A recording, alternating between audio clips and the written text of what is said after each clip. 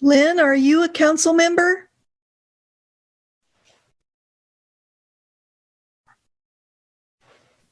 I have to unmute. No, I'm with the Alzheimer's Association, and Jim West is reading a proclamation tonight. Okay. So there's three of us here who, I'm just wondering if we've had a confusion or if we're also scheduled to give a little presentation. I'll just wait to find out.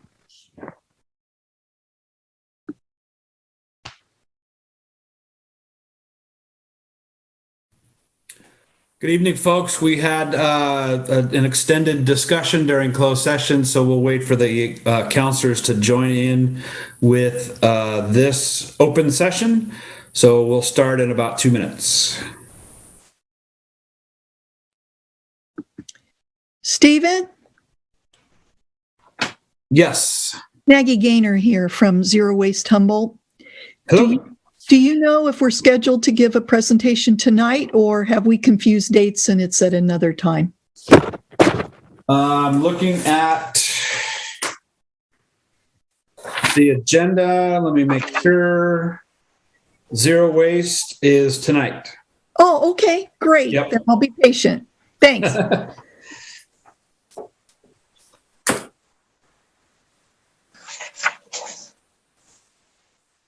Steve, did we find out about the unmet transit needs, if someone's coming or not? I have not heard. We'll have to check with Eli. He was going to reach out. Okay.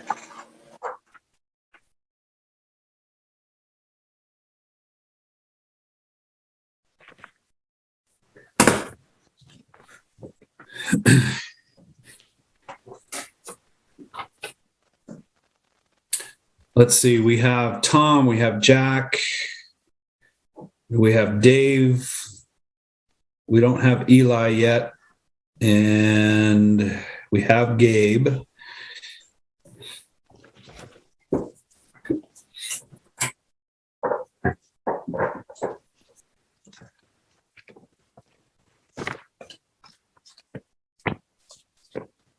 Thanks. All right, we have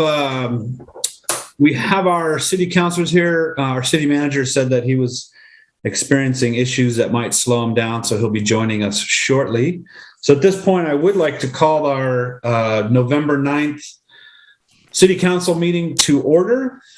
So we are joining us here for our first meeting of the month.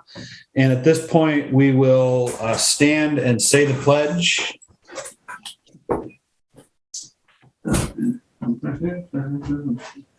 All right.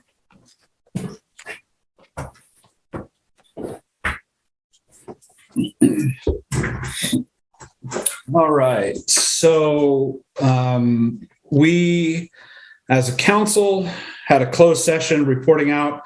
Nothing to report out actually on the closed session, other than giving city manager direction on how to move forward. At this point, we are looking at an approval of the agenda, and I would like to suggest two things: that we move item number 1, authorize continued use of virtual meetings, to the consent agenda, and that we move item number 3, presentation regarding zero waste, to the first item. So those are my two suggestions. Any discussion on that from the council? That sounds all right to me. I'll make a motion that we accept the agenda as amended by the mayor. I wanted to add something too, if I could. Sure. Please. If we do have somebody for unmet transit needs, I'd like to move that up if somebody's here to speak about it. So, Oh, right. And the city manager, well, we could is probably move anyone that is currently logged in to present on unmet transit needs? It's a little early. Well, at this point, let's just move forward with the agenda as with David's motion. Do we have a second? a second. All those in favor? Okay. Aye. Aye. We will keep the agenda as is. Gabe, I'll be asking for roll call votes on action agenda items, if you don't mind, but for this stuff, we can move forward if that's okay. At this point, we have 3 minutes. Thank you very much, Gabe, and your staff for getting these minutes to us. So we have minutes from August 24th, September 14th, and October 12th. So at this point, are there any substantive changes or amendments from the council on the minutes from August 24th? All right. Any public comment on said minutes? Okay. Moving on to November 14th. Any substantive changes to the September 14th minutes from the council or the public? And moving on to October 12th, any substantive changes for the minutes from October 12th? All right, talkative group tonight. I'll make a motion that we accept. Oh, sorry, David, we have a hand up. Paula, you're on mute. Comments on any of the minutes that we've just discussed? Yes, the minutes of October, at the October meeting on page 4, the question Richard Klumpus asked Kramer from PWA, it was an important question and the answer was important, and the minutes are too abbreviated. So I suggest that the council go to the original video and review that exchange. And I made some comments in a public comment letter that I sent to you about that exchange. And I'm sorry, I'm scrolling. So you're talking about page 4 of the October 12th minutes. Correct. The question from 18 of 141. Compass, what municipalities have implemented creating reservoirs, catchment ponds, et cetera? Is that what you're talking about, Paula? Yes.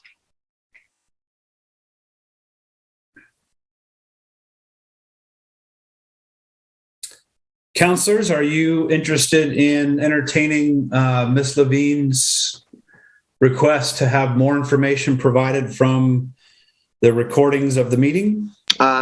Yes, I am. I did have a long discussion with Ms. Levine about the minutes and some of her concerns, so I am doing some research on my own with the information given, and I will get back if the changes made could create a different situation in people's knowledge of the procedure here and how things went about and where the presentations are given, stuff like that. So I'm still working on that. I did make contact with the entities that she's referring to, and then I don't have that right in front of me now, but I'd like to continue to do that. So what I'm hearing is that you're asking to add the October 12th minutes to our December meeting for review. Correct. Just that section specifically, actually. It will be the exchange between Richard Klumpus and PWA. That way it'll hopefully keep it simple for everyone. So what I'm hearing maybe is David might make a motion regarding the minutes. Yes, I would like to make a motion that we accept the minutes despite the concerns of one of our constituents, Paula Levine.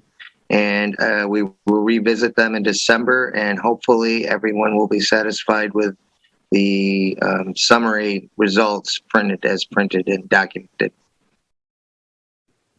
I'm not clear. I thought you wanted to pull the minutes from October, but now you're saying to accept them despite the comments? I'm not sure what you're... No, I'm besides the comments. I might have misworded that. I was kind of reading and talking at the same time.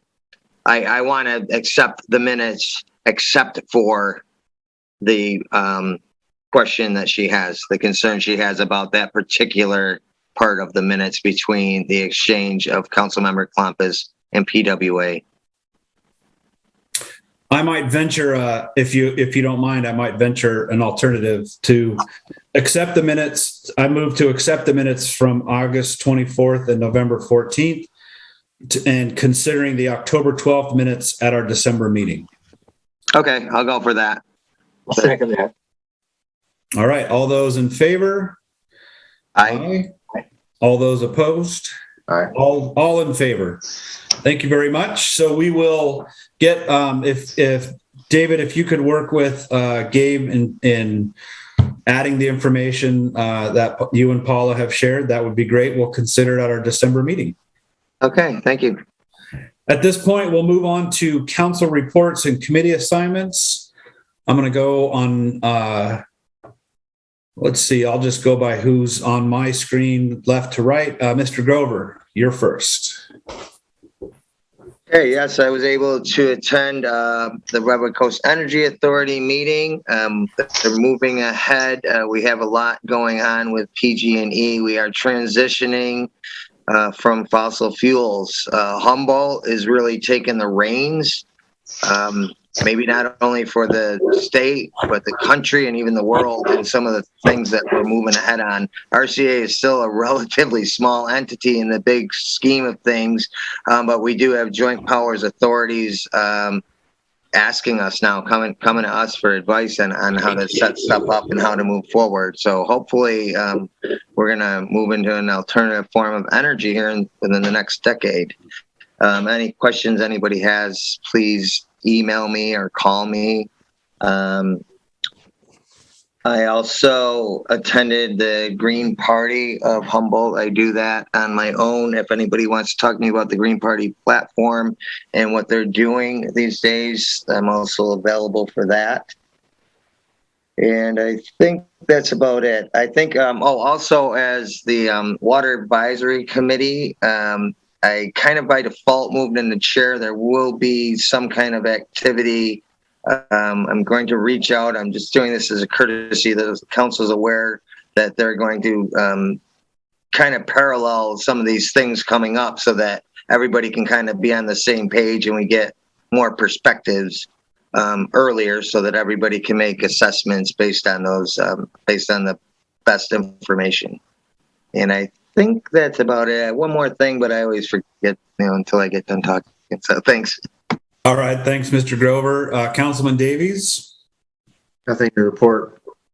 Councilman West? All right, I've got a couple of things to report. First of all, the Alzheimer's Association contacted me, and I got the email. I found it a little late, so I couldn't get it on this month's agenda. So I'm just going to read what's going on with the Alzheimer's Association.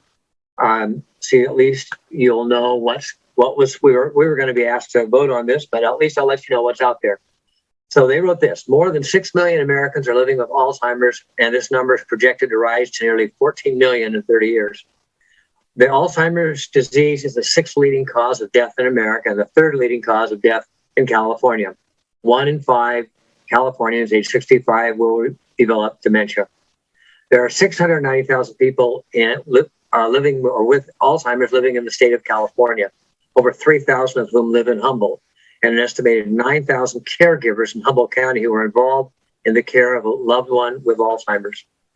More than 11 million Americans provide unpaid care for people with Alzheimer's or other dementias. In 2020, caregivers of people with Alzheimer's or other dementias provided an estimated 15.3 billion hours of unpaid assistance, a contribution to the nation that values nearly $257 billion.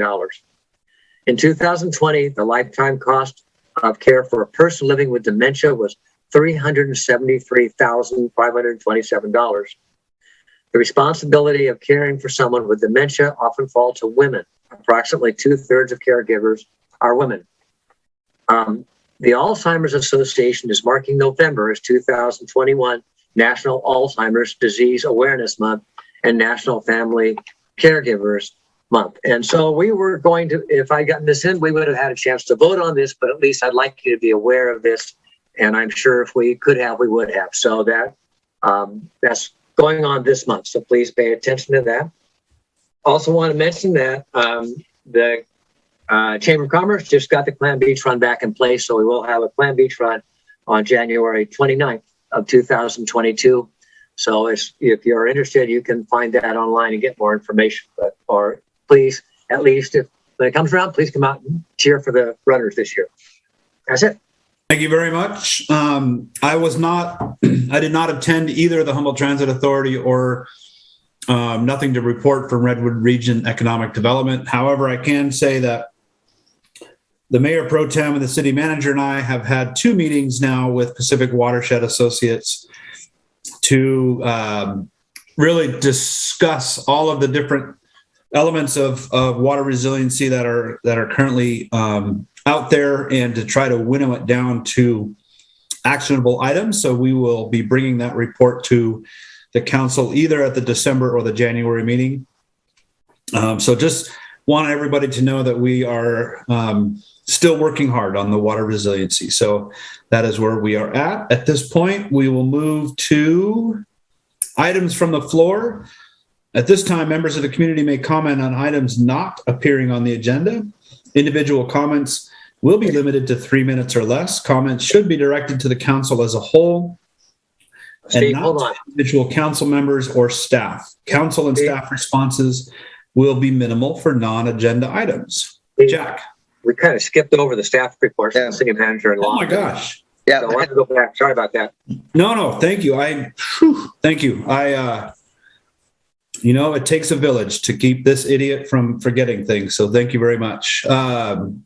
Eli, staff reports, please.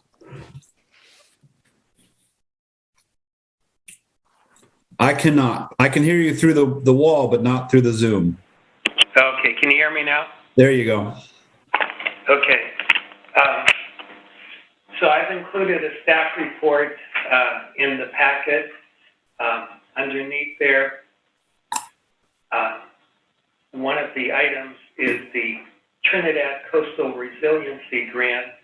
There's a YouTube video that was prepared by the Ocean Protection Council, and I'm on there as well as Becky Price Hall, and the 2 of us were talking about the climate resiliency and sea level rise, bluff erosion, the impact of climate change, and we also have mentioned our stakeholders with the city, the state parks, the Trinidad Rancheria, Yurok Tribe, the Chirai Ancestral Society, the Trinidad Coastal Land Trust, the County of Humboldt, and the Bureau of Land Management, among others.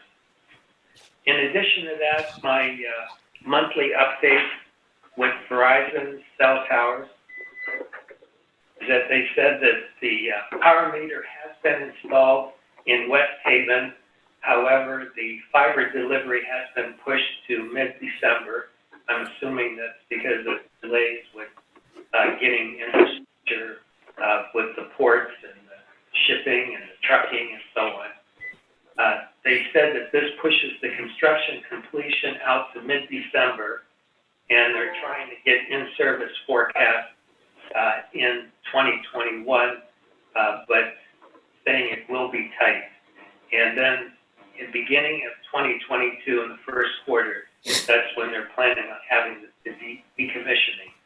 And that will happen after they have shown that the current cell service would match the new cell service, the 2 towers that they've added. And hopefully that'll all work out well. I'll entertain any questions that anyone may have.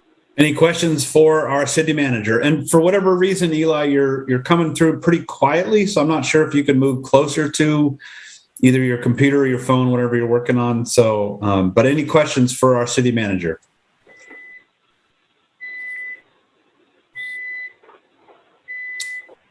All right. Thank you very much for staff report. At this point, I'll move back into items from the floor. I've already given my preamble. Jack? Love. Oh, law enforcement. Yeah, we have a guy for everything. I really want items from the floor, apparently. I apologize once again.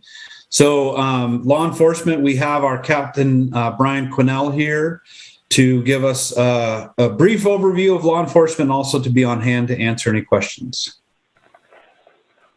And if I may interject, I'm not sure if he was ready to do that or just planning on item number 2, which would be the sheriff's contract. So that's what I had asked him for. Okay. Lieutenant Miller's not here. Okay.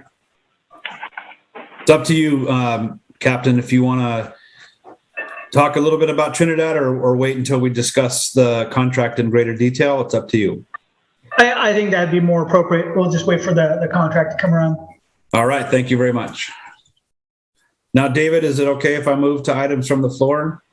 Yes, sir. Thank you very much. Any items from the floor that are non-agenda items? So I have, Ms. McKenna, let me see, am I unmuted? you're perfect. Okay. I'm representing the Alzheimer's Association, and I just wanted to thank Jack for reading the information on that proclamation. And we're reaching out to as many city council meetings as we can this month to help get the word out that we do have a part-time staff person here in the county that is a valuable resource. If you know anybody or have a family member that is suffering from Alzheimer's or any other form of dementia, you can contact Kim Coelho at 707-407-8826. We have brochures in both English and Spanish, and there is a wealth of information on the website, and there is also a 24-hour toll-free hotline staffed by professionals, and they speak over 200 languages. So if you do know anybody that has this horrible disease or think a family member is heading in that direction, please reach out to us. We're here to help in any way we can. And thank you, Jack, for reading that information tonight. You're welcome. Thank you, Ms. McKenna. And yeah, because of our Brown Act and whatnot, we didn't get a resolution, but please know that we support what you're doing and are appreciative. So thank you for joining us. Thank you. And you have another minute and a half if you have anything else you want to. Okay. It's some people don't want to talk about it. It's kind of a taboo disease. But we've been, as more and more public figures or entertainers come out and say that they have dementia, like Tony Bennett and, really well-known people are, being more open about it. And also sometimes it's hard to get a diagnosis from your doctor. So if they just kind of shine you on and say, oh, it's just old aging, don't worry about it. Please don't accept that as an answer. Be persistent. There are things that can help at the early stages. There is no cure at this time. And we have research, the association funds research in over 20 countries all around the world. So we don't care who finds the first breakthrough. The medication that was approved earlier this year by the Drug Administration was controversial, but again, it's like any medication that should be between you and your doctor. If you, your family, and your physician feel that's the best approach for you to try. And some medications work for people and some don't. They have side effects, but it should be an individual choice.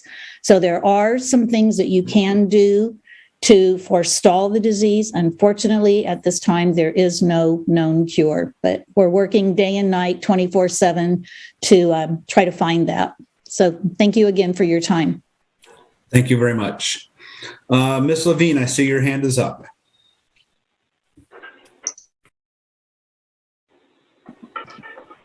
She was unmuted, then muted herself. Unmute. Am I muted? Can you hear me? Yes? You are Yes. unmuted. Okay, great.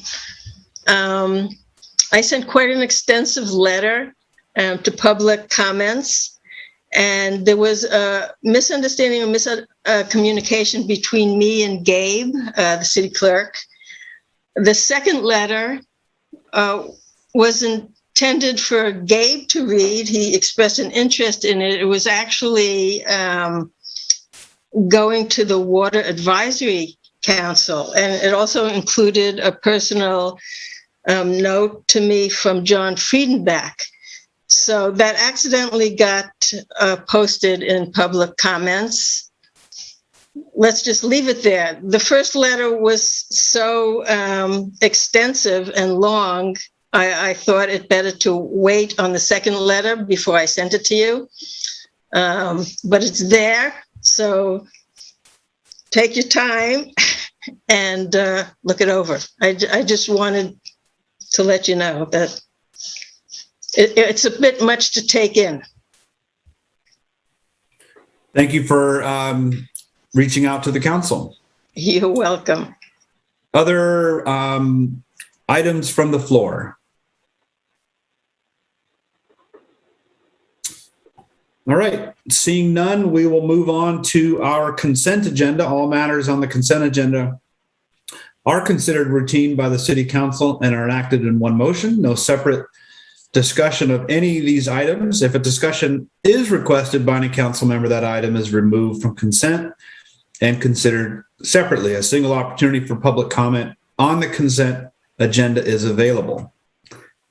Do we have any councilors who wish to pull any consent items? Tom? I'd like to pull number 6. The general plan update status? Yes. Okay. Other comments from the council? I just wondered, when you moved the Zoom meeting thing, is that permanent, or can it be until we change? Because it seems like we do that every month. We will move that to consent it was meant to be in consent for this meeting. Okay, thanks. Mm-hmm. All right. How about public comment on the consent?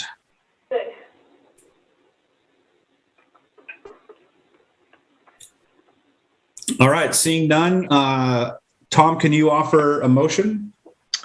I would move to approve the consent agenda with item 6 being pulled and place number 1 on discussion action agenda items. I'll second that. All those in favor? Aye. Aye. All right. So we will pull item number 6 from consent. With your permission, I'd like to do it after the presentation of zero waste. Sure. Okay. So it'll be Number 2. Yep, will be number 2. So at this point, we'll move on to discussion items. We have pulled number 1 and put it in consent. We've moved number 3 to number 1. So at this point, I would like to call on our representatives from Zero Waste Humboldt to present to the council. Thank you. Good evening, Council.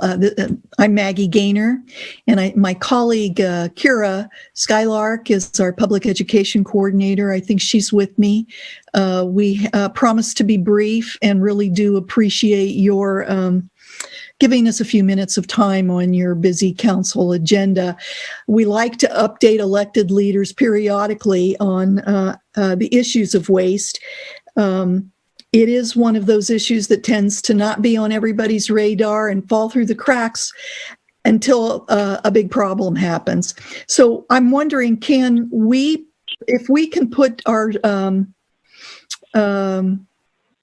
PowerPoint presentation on your screen, can we share screen here? And it will help us move along swifter if we can do that. Can I give that a try? Gabe, do you want to weigh in on that? Yeah, no, give it a shot. If the share screen icon shows up in your window, then by all means, go for it. Okay. Let's see here.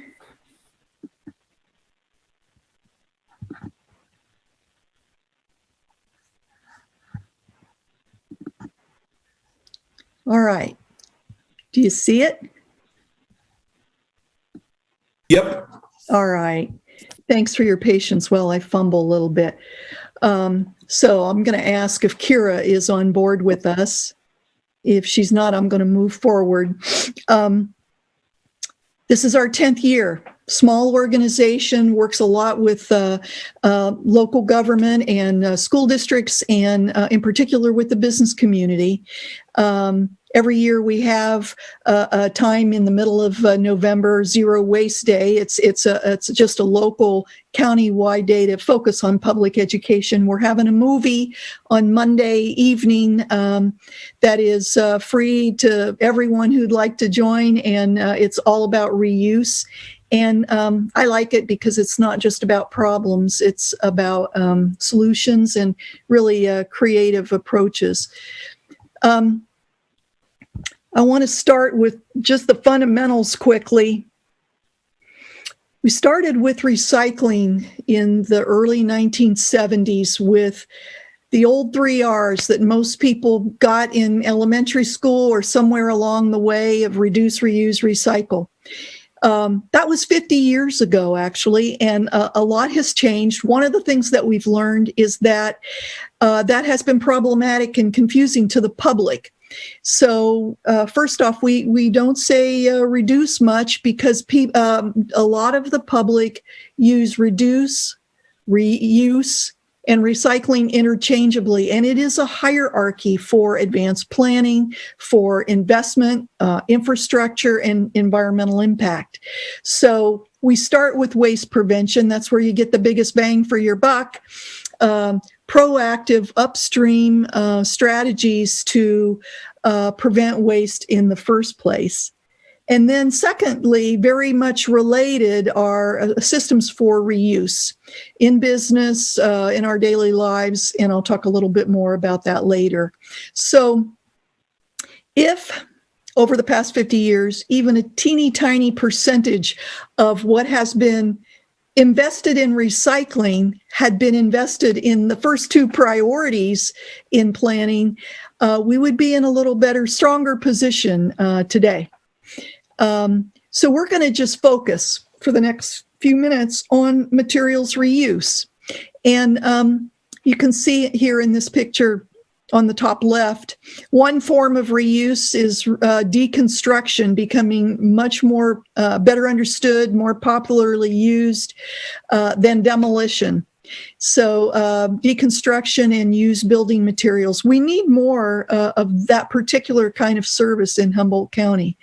Over the years, we've lost some, and again, across the country, it's becoming more and more understood and valued. In the far right is a picture of Darren Ferreira, a Ferreira and Son Dairy. And this is a really good example of what we're calling return to returnables around the country, the refillable revolution. The carbon footprint of reusing beverage containers, excuse me, like returnable milk bottles or returnable beer, wine, that actually old system that many of us used when we were kids is coming back because it is actually better for the environment and the economy. And so proud third generation dairyman, you can now get local milk in returnable bottles. You rinse it out, you take it right back with you to the grocery store. And so that's a good example. And then the other pictures here in the middle are just our daily shopping habits.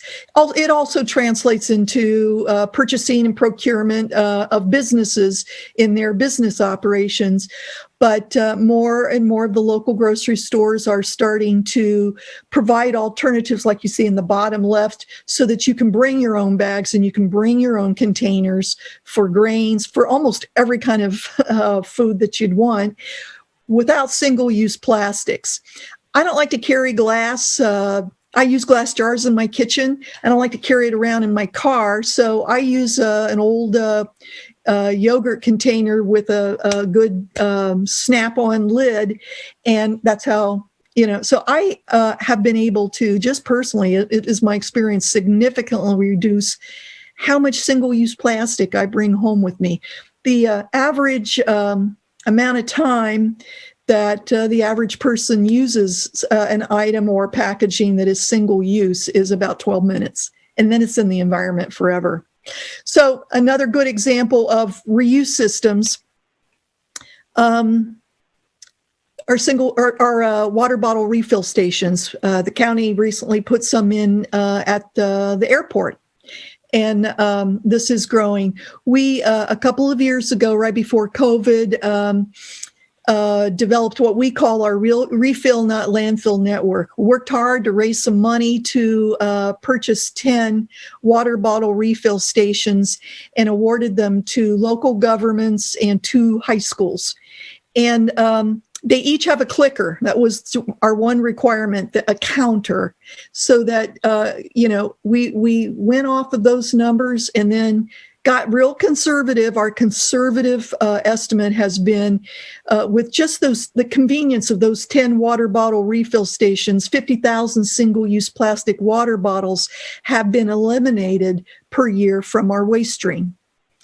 And so the nice ripple effect is now we're starting to see as people do their annual budgets in their businesses and in local government, they're adding on more.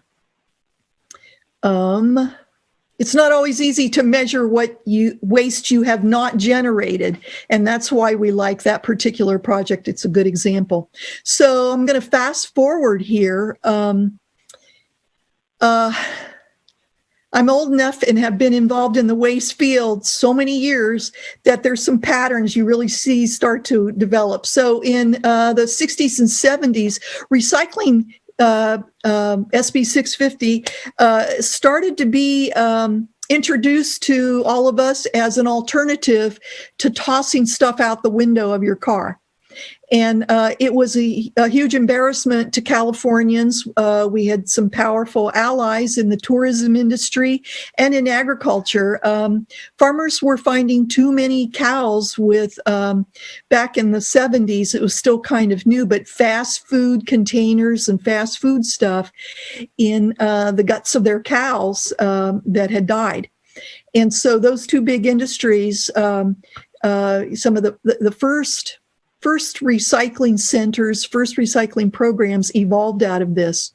And then it kind of transitioned into the 80s and 90s, another 10-year period. It all became about Californians' concerns over landfill space shortages and siting landfills and its difficulty and not in my backyard.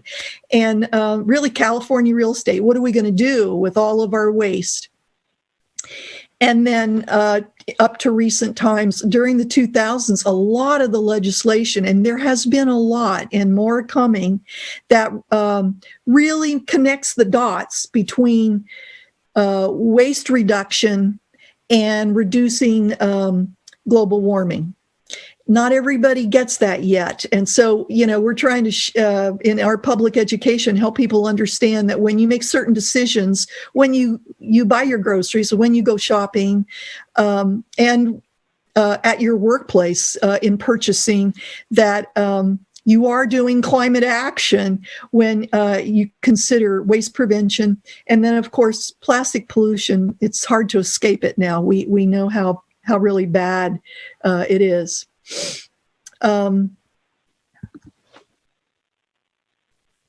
This is what we're focused on right now. All local governments in Humboldt County and all over the state of California. SB 1383 and AB 1826 were passed around 2016. Took a while for the state to develop the regulations and make their mandates clear, but it was really driven by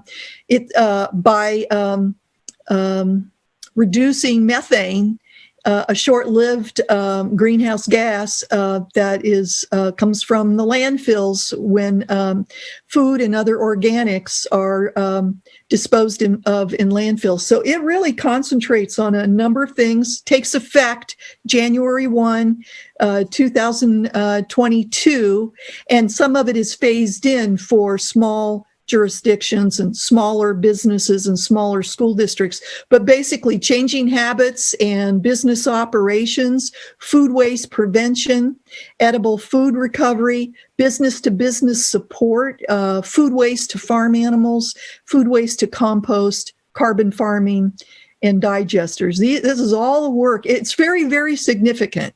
I would say the most highest impact legislation related to waste in the past 20 years. And then just real quickly, I mentioned a number of laws, and I want to just to explain reuse and waste prevention require some infrastructure. A lot of it has to do with just, as I explained with the Ferreira and Son Dairy, he invested in some sanitizing equipment, the water bottle refill stations. Some of it is just plumbing and commercial dishwashers and things like that for reuse. And so some of this legislation, it all the ones we picked out here out of several, go into effect January 1, 2022. Again, it will be phased in, and the state will need some time to develop the regulations for implementation. I am going to pick out two of my personal favorites and not go too much into all of these. If you have any interest at all, we're really happy to discuss more of these. These are coming down the pike as mandates. So, AB 962 there in the middle, it's making it easier for brewers and other beverage producers to create reusable glass bottle systems. Again, back to that refillable, washable return system to reduce the need for single-use beverage containers. And then the last one, SB 343, has been a huge challenge for us in sustainable materials management and zero waste. And it has been, I don't even know how to say this politely, the unrelenting misleading information on the packaging of things that you buy. They have green stripes and green stars, and they will say it's recyclable and it is compostable when it ain't. And there's lots and lots of information, facts to back me up.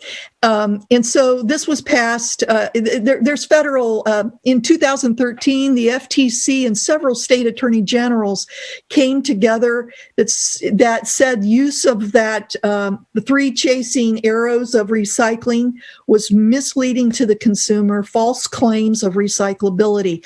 So this is at the state level. We're kind of zeroing in to try to make it clearer for people. Locally and nationally, the result of this misleading information from the largely plastics manufacturers, but I think some others also, has been contamination of recycling containers out at the curb. They've made it more difficult for the people who want to do the right thing to be able to do it.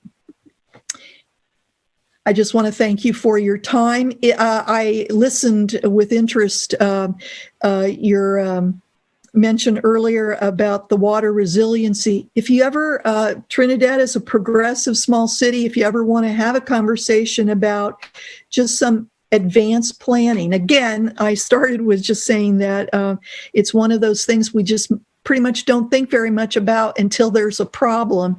And our organization's all about addressing things ahead of time. And we'd be happy to work with Trinidad and assist you.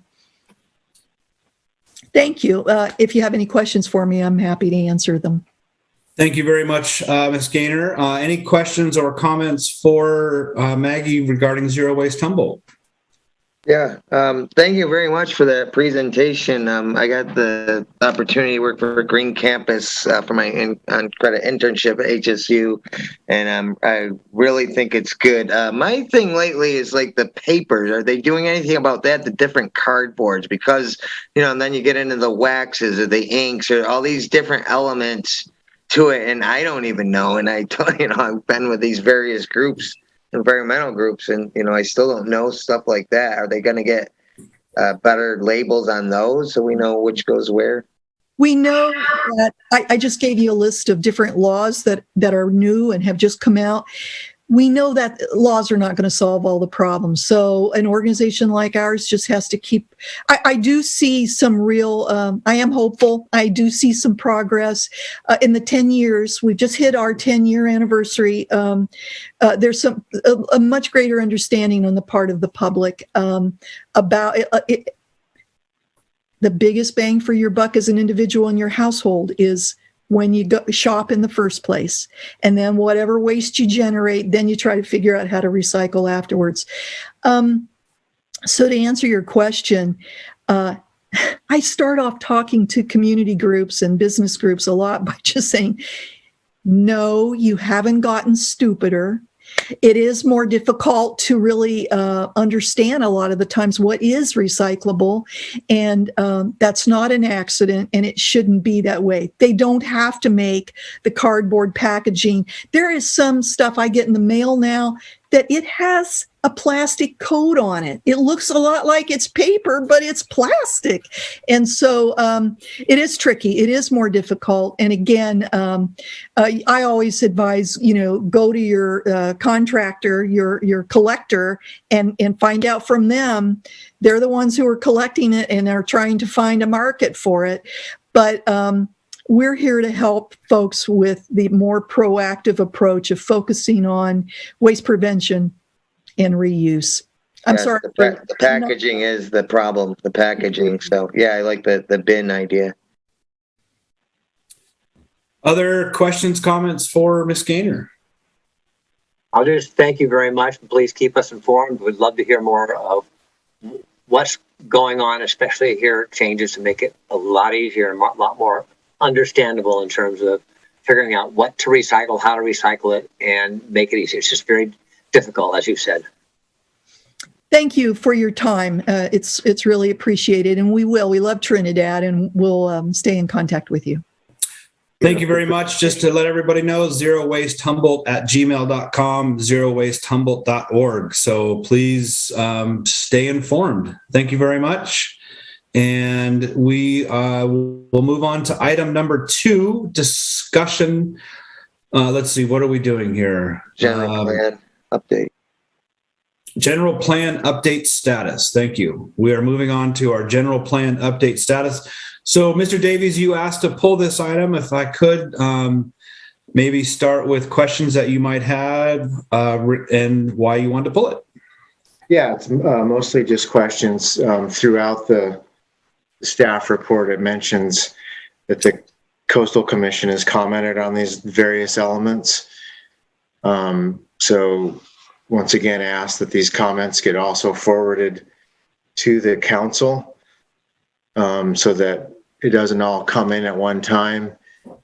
I'm trying to remember the last time we reviewed anything from the general plan, and I think it may have been a year ago.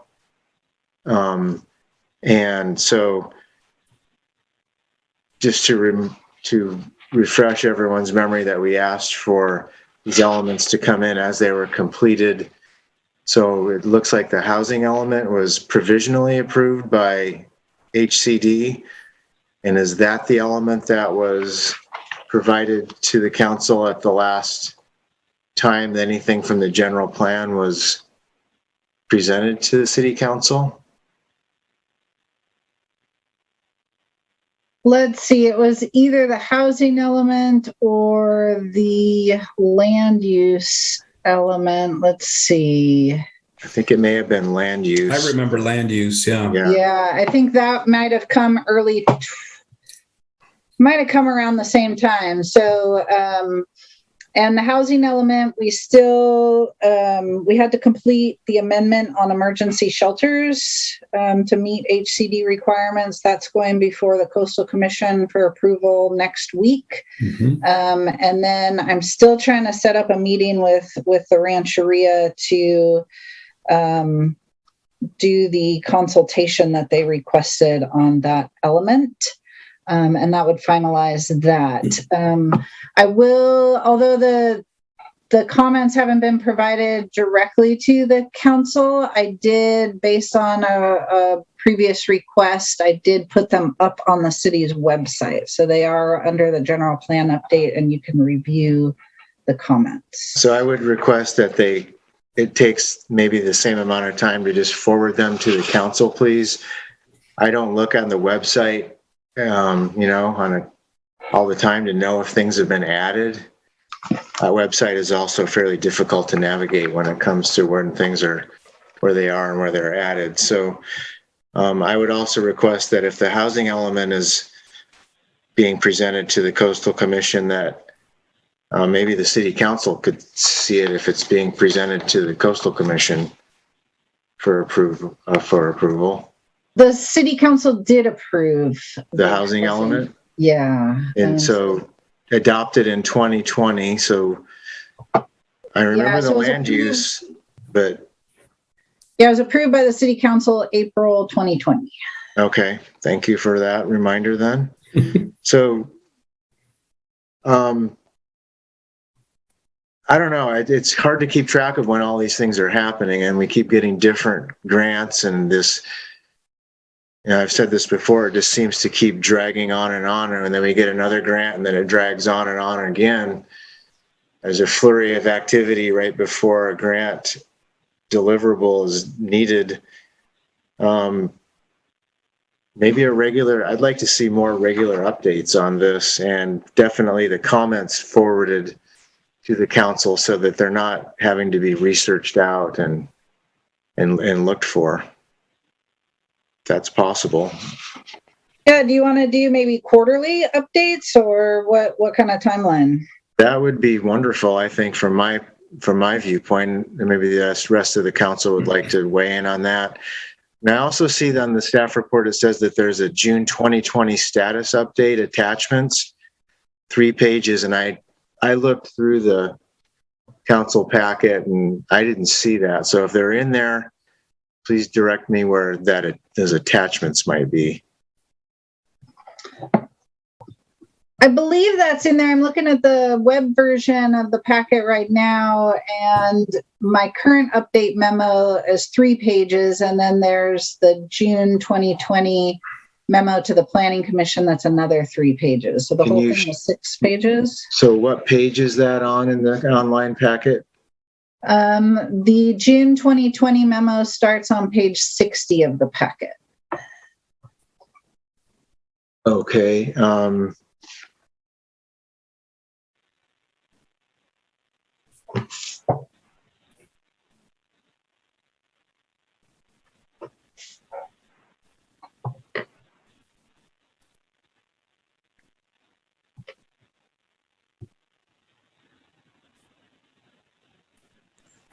Tom, you went to mute somehow. So that's still part of the staff report, but quite a ways away from this. So thank you. I didn't look that far down. I thought it would just be right after the report.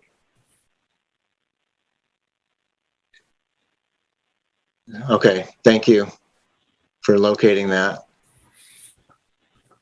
Any other questions or comments from the council for Trevor? Jack? I just like to back up what Thomas said and say that it would be nice to hear more about the general plan. We certainly began hearing about it some time ago, and I like that we're reviewing it whenever possible. So please bring it when you can. Trevor, what would you at this point, I'm putting you on the spot, but what's the next element that would be ready for review by the council in your estimation tonight? I mean, if the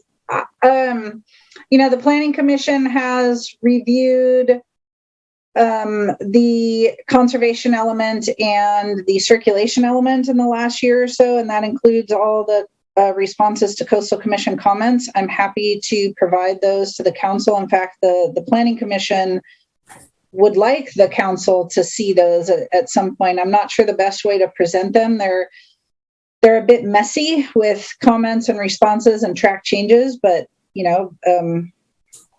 they're certainly available to review. I could put them in a packet. The next step is to get all the figures together. That's kind of what it's been a bottleneck, waiting for a new set of figures to go with everything in order to submit all these back to the Coastal Commission. I also have a set of written comments that I've worked on in response to their letters. Currently, actually, as this meeting was going on, I'm working on the community design element, and that's going to go into the Planning Commission packet next week. We could work on the noise element next. And then the other two, the safety elements, waiting for the OPC grant, and the cultural element, we need to work out a way to, do some informal consultation with the tribes to finish getting that element drafted.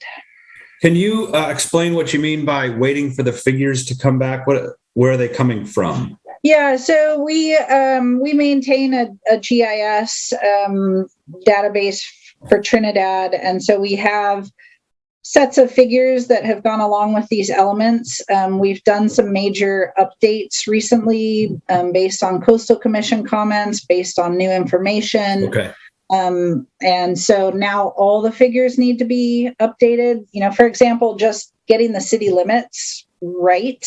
We've been using county GIS data, and they use the parcel lines, which aren't real great. So we've kind of redone the city limit lines, and so then all the figures will need to be updated based on some of this new information.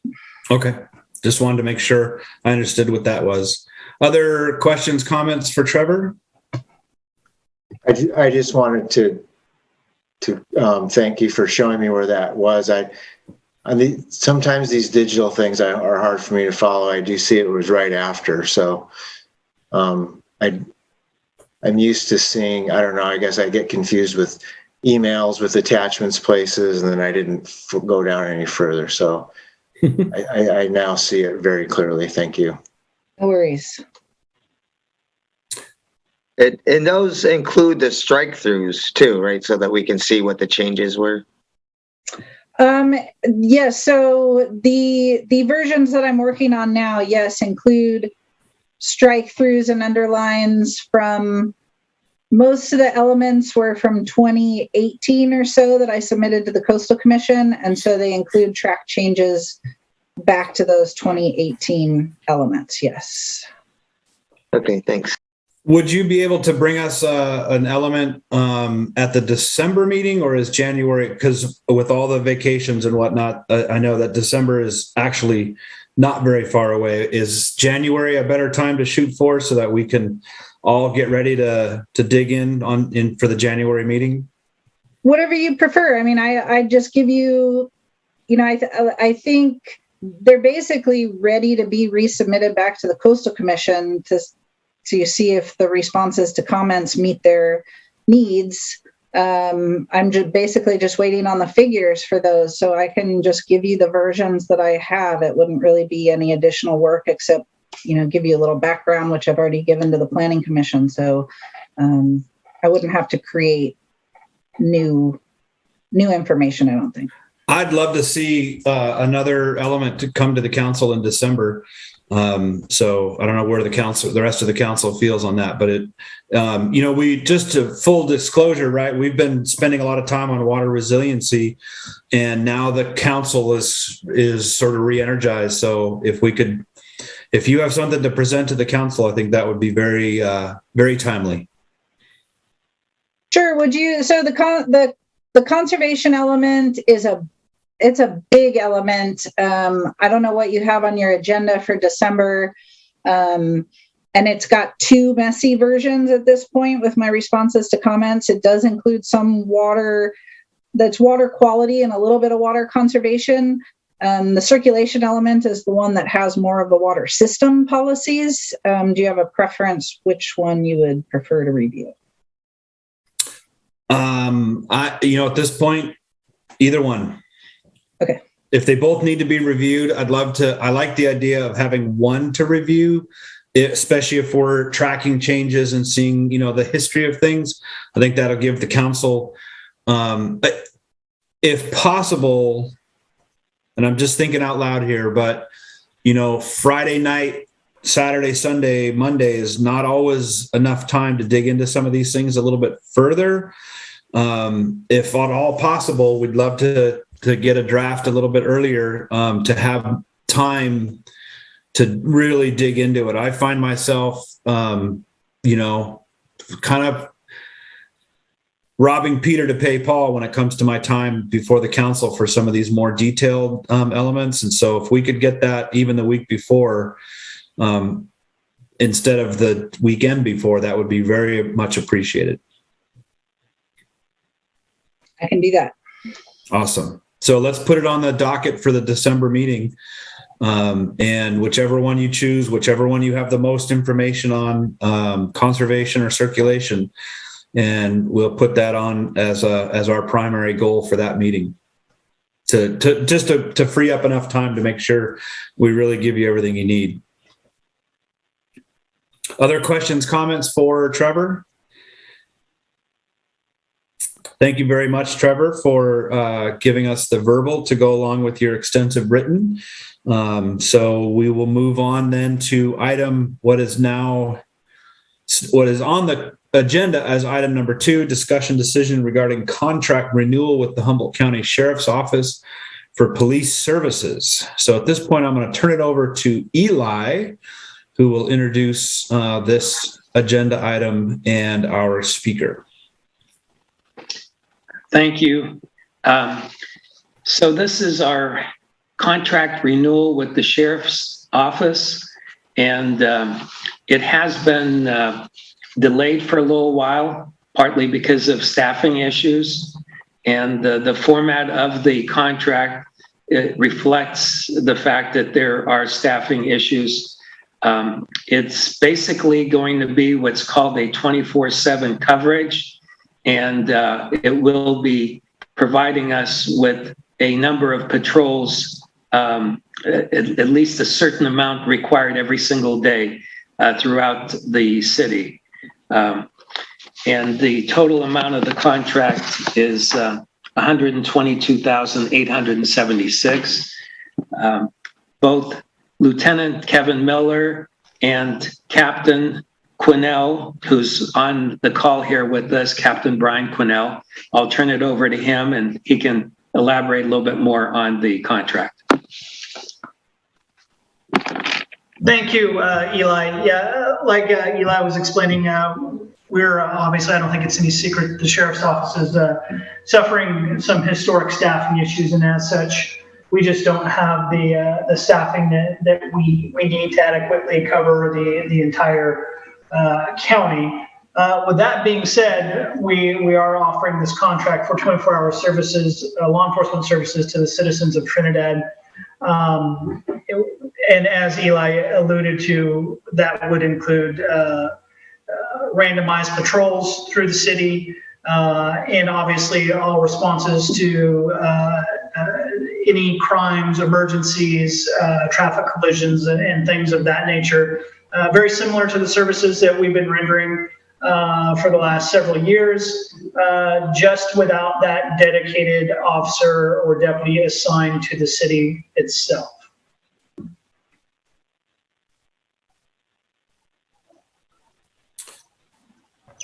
All right. Any comments, questions from the council for Captain Quinnell? I'd just like to know more about contacting the sheriff in an emergency. Is that we've been able to call our own sheriff directly. But this is just going to be a call straight to your staff to tell you what's out there, right? Correct. So yeah, it would be no different than anybody else who lives in the unincorporated areas of the county. If you have an emergency, obviously call 911. That goes to our public safety answering point, our emergency communication center. And then from there, the most available and closest resource will be dispatched. Thank you. And are these, I'm not sure what these randomized, I forget what you call it, randomized patrols. Yeah. Would there be any, and again, I'm thinking out loud here. So would there be any benefit from the randomized patrol to still stopping in and speaking with city staff, just to have a presence to have a discussion, or is it more informal in terms of just being present in the community for a period of time and then moving on? Is there room to still connect with city staff? So that's a great question, and we encourage all of our deputies to get out of their car and engage with the public, and we would certainly do that for the deputies that are working in the Trinidad area as well. I think what you're going to see in the major differences is you're not going to have that deputy. You know, you became familiar with Deputy Matheson or Deputy Wilcox or whoever the assigned deputy was over the years. You're not going to have that same one-on-one per se. Mm-hmm. Working with your city manager, using our records management system, we are able to identify key times when calls for service increase. And for us, using the limited resources we have in an educated manner, we would structure our patrols to mirror those times as well. So we try to be in the area when historically there have been larger calls for service within the city of Trinidad, in an effort to, hopefully prevent crimes from occurring. Okay, like I said, I was just thinking out loud, and one of the benefits was getting to know the deputy, but if there are 70 deputies to choose from, then that doesn't make sense. But making time for concerted conversation between the city and the sheriff would be beneficial. So however we can do that, I think is going to give us a lot of return for that small investment of time. I agree 100%. And like I said, that is a model that we try to instruct our deputies to do, regardless of the community that they're working in. And okay. That's how we solve problems before they start. Right. Other comments, questions from the council? Mr. Davies? Yeah. Is this a similar contract for Blue Lake, et cetera, the communities that contract that have had a deputy in place in the past? Yes, sir. Okay. Second question just slipped my mind, so let's let somebody else talk and hopefully it'll come back. I'll answer. Are we going to see more nighttime? Will it give us more evening and nighttime? Maybe people sheriffs coming through our town to just see how things are going? Yeah, so without a doubt, because again, we're using the information that we have in our computer automated dispatch system to highlight when the most productive times are. And again, working with your city manager, we will establish when those patrols will happen. That being said, the deputies that are assigned to our north area know that randomized patrols are a proven technique for deterring crime. And as such, going through the city of Trinidad during the nighttime hours is very beneficial, especially knowing that the casino's there after hours and keeping an eye on things. So I can't put a figure on how many more patrols you're going to get during the nighttime hours, but there will definitely be some. And if we have times where we have requested sheriffs in the past, for instance, like the 4th of July, will you be able to say, we'll try to get more people up there? How would that work? Yeah, I can tell you right now, I will try to get more people up there, but I don't know how many more bodies I'm actually going to physically have working at that time. Tom, do you think of your second question? I did, and it might be more for Eli. I'm not sure, but how is the cost of this contract differentiated from the contract that we just expired, apparently? Yeah, it's approximately 40,000 less, probably more like 39,000, I believe. Okay, thank you. Yeah, 38,000 less. Thank you. At this point, do we have any questions, comments from the general public?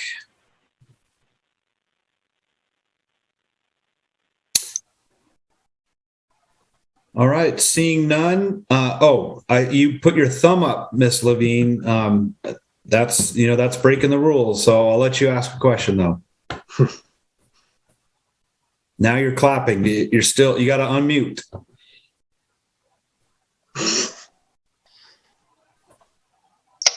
Can There you you hear go. me? Yep. Okay, so this is for comments for the coming agenda items, correct?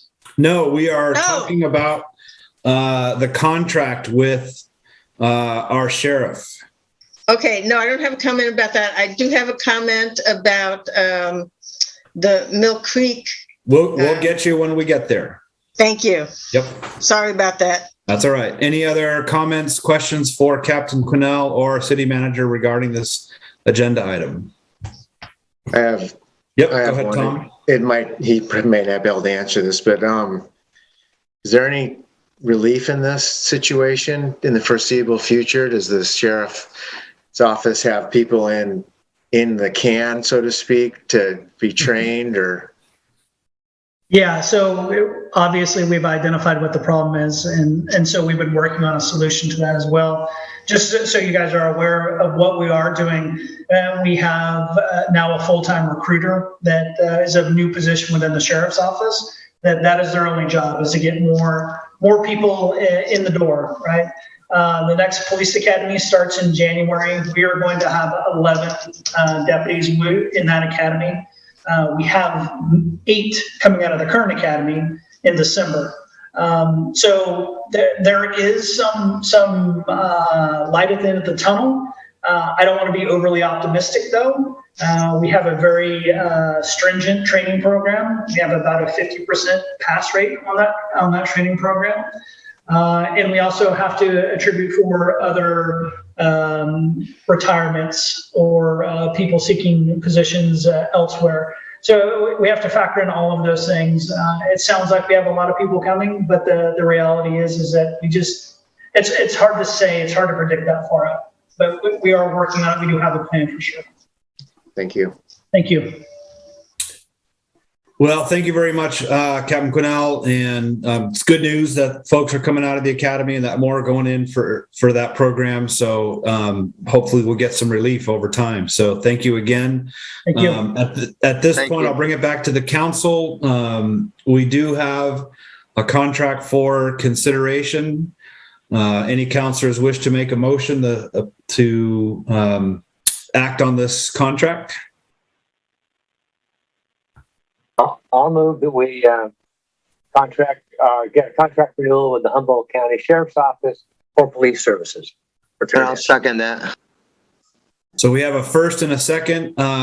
Gabe, can we do a roll call vote for this?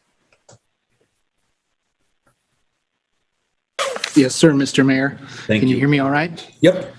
Okay, so we have a motion by Councilmember West and a Yep. second by Grover to approve the new contract with the Humboldt County Sheriff's Office for police services.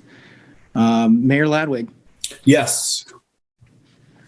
Councilmember Davies, Yes.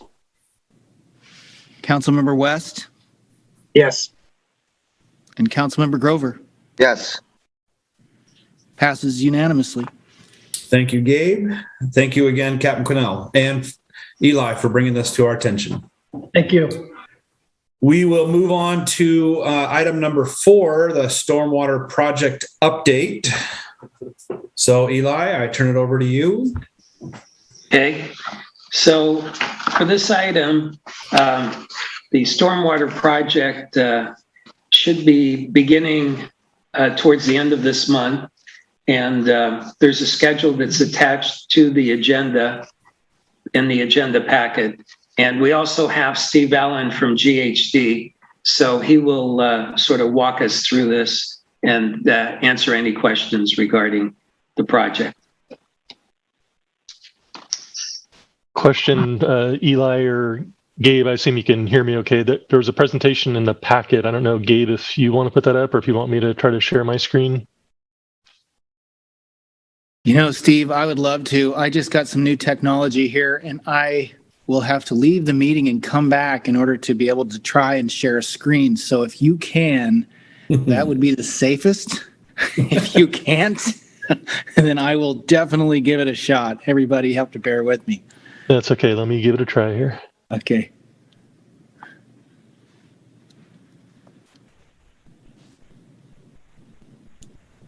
Great. Perfect. You can see that, okay? Thanks. Yep. Okay, so I'll try to keep this fairly brief. Was asked to provide an update on the project, but also to give a little bit of background and general information about the project for the public. So I will go over the purpose of the project, the brief timeline, key dates, discuss a bit about traffic control, construction phasing, and then some of the project benefits, and then happy to take any questions at the end.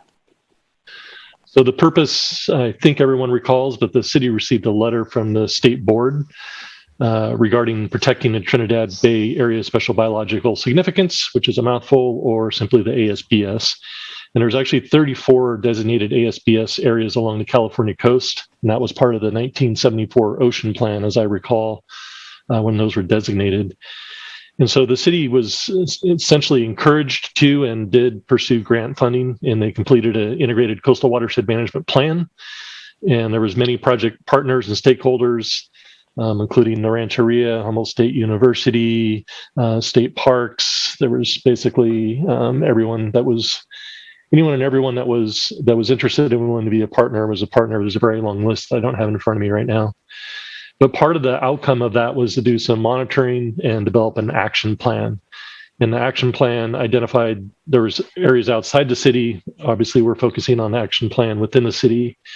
And that was mainly to deal with the stormwater conveyance system, which isn't very robust. I mean, being a small town, but there is a series of drainage inlets, pipes that all go down to the bottom of the hill and basically discharge right on Launcher Beach. And so that's what the state board is really concerned about, was that what they call a point discharge of that outfall right on the beach. And so the concept was to use proven technologies, gravity-based systems, minimize maintenance requirements, and utilize dispersed infiltration areas. And what we mean by that is, rather than trying to say deal with everything as it goes down to the bottom of the hill, to try to use that in a dispersed area where it's easier to deal with and you have less volume of water. The brief timeline and dates: the original management plan was completed in 2008. We got subsequent grants and did design of phase 1 in 2014. And those were for the improvements on Trinity Street and also Ocean Avenue.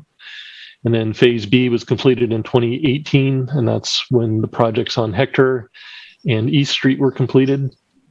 And now we're in our final phase. It used to be called phase 2, but it's the final phase, which is being done this year and now creeping into next year, where we'll have the remaining areas on Underwood Drive, Edwards, Ewing, the Lower Beach parking lot, and then also Humboldt State Coloniker Marine Lab.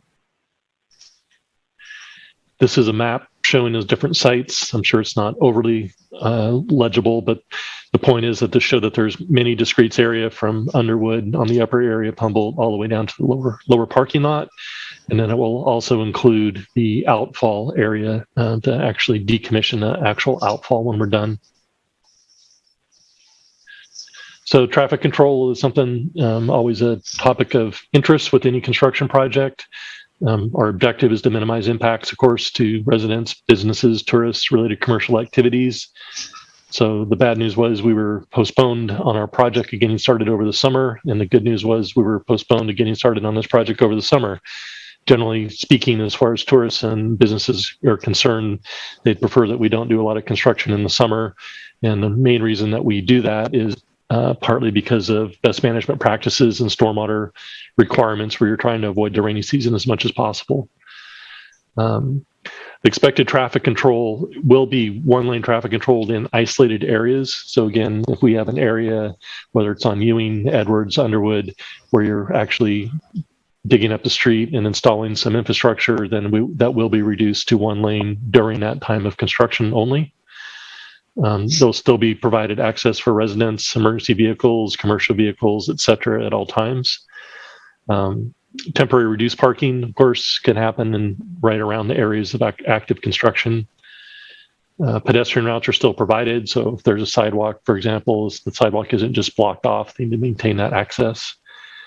And delays are temporary and limited to areas of active construction. So, whether there's a 15-minute delay or a little bit more, a little bit less, when there are areas of active construction, when the street is dug up, there will be some delays for traffic control. They'll try to minimize that. construction phasing, I have two slides on this. This is the first kind of general overview, and then we get more specific. But the objective, again, is to minimize impacts to everyone. But there are construction activities that will cause impacts. So we're not going to allow the contractor to build everything at once. That would be a fairly large impact and difficult to deal with. But more than one site may be under construction at once. So there's sometimes a crew maybe working on a specific part. They have another crew coming in and work on the next part. So we are allowing them to do more than one at once, just not all at once. The removal of the ocean outfall will be one of the very last items, because obviously we need to be able to capture that stormwater, treat it, and infiltrate it before we can actually get rid of the pipe and the final outfall down on Launcher Beach. And then once construction begins, which is now very soon, the updated construction schedule will be emailed weekly to those who are interested in receiving such updates. And we did that on prior projects where we have a pretty robust email list, and anyone can request to get updates. And then when the contractor provides us with updated schedules, we're happy to share those with everyone. So here's the second slide in more detailed construction phasing.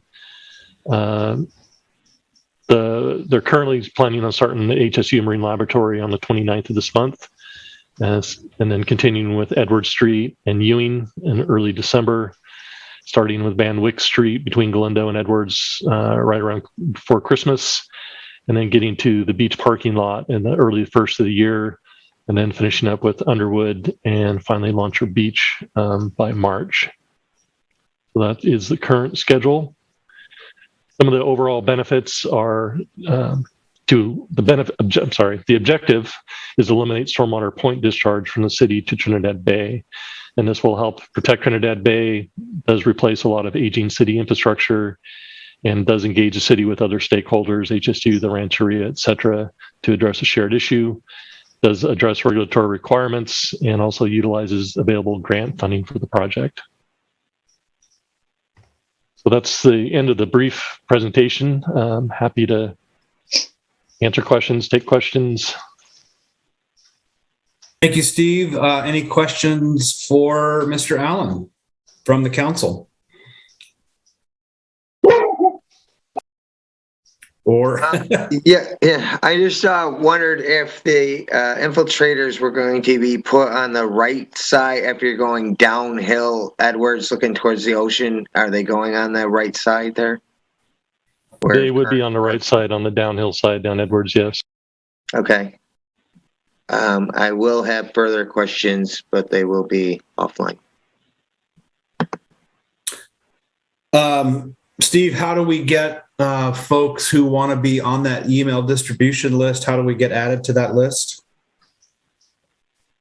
That's an excellent question. In the past, they've contacted Gabe, they've contacted us, Becky, city manager. I don't think we have an official procedure in place. I think if they let any of us know, that we're happy to add them to the list. But whatever's convenient for people to express their interest, we're happy to follow up and get them on the list. Okay, thank you very much. So I'm hearing contact anyone who will contact Steve. Fair enough. We can go with that. Yep. Other questions, comments from folks, community or council at this point? And I don't see any comments. So thank you very much for presenting tonight and for the update. And we look forward to seeing this project underway. So at this point, we will move on to item number 5, discussion decision regarding resolution 2021-13, authorizing the grant application acceptance and execution of the Trinidad Multi-Benefit Water Resilience Project. Eli? Yes. So this is a grant that we became aware of just recently. And as soon as I turned it over to our grant administrator, Becky, she right away started running with it. And as a result, she has some stuff prepared for the council meeting today, and she'll talk a little bit about the timeline and what we're trying to achieve here. So I'll turn it over to Becky. Thank you. So This is a similar grant to the one council authorized staff moved forward with last month.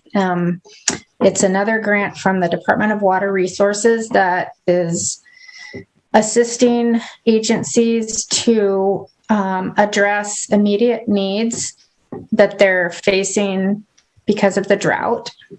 And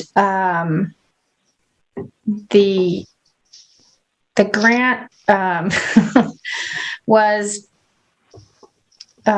released, or the solicitation was released October 28th.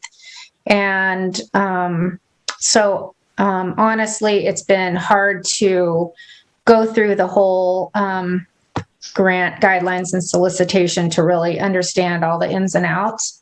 But I tried to formulate what we would like from council to provide enough flexibility so that as staff learns more and contacts the funder, we can come up with something that council supports to address our needs, but is also eligible in this grant program.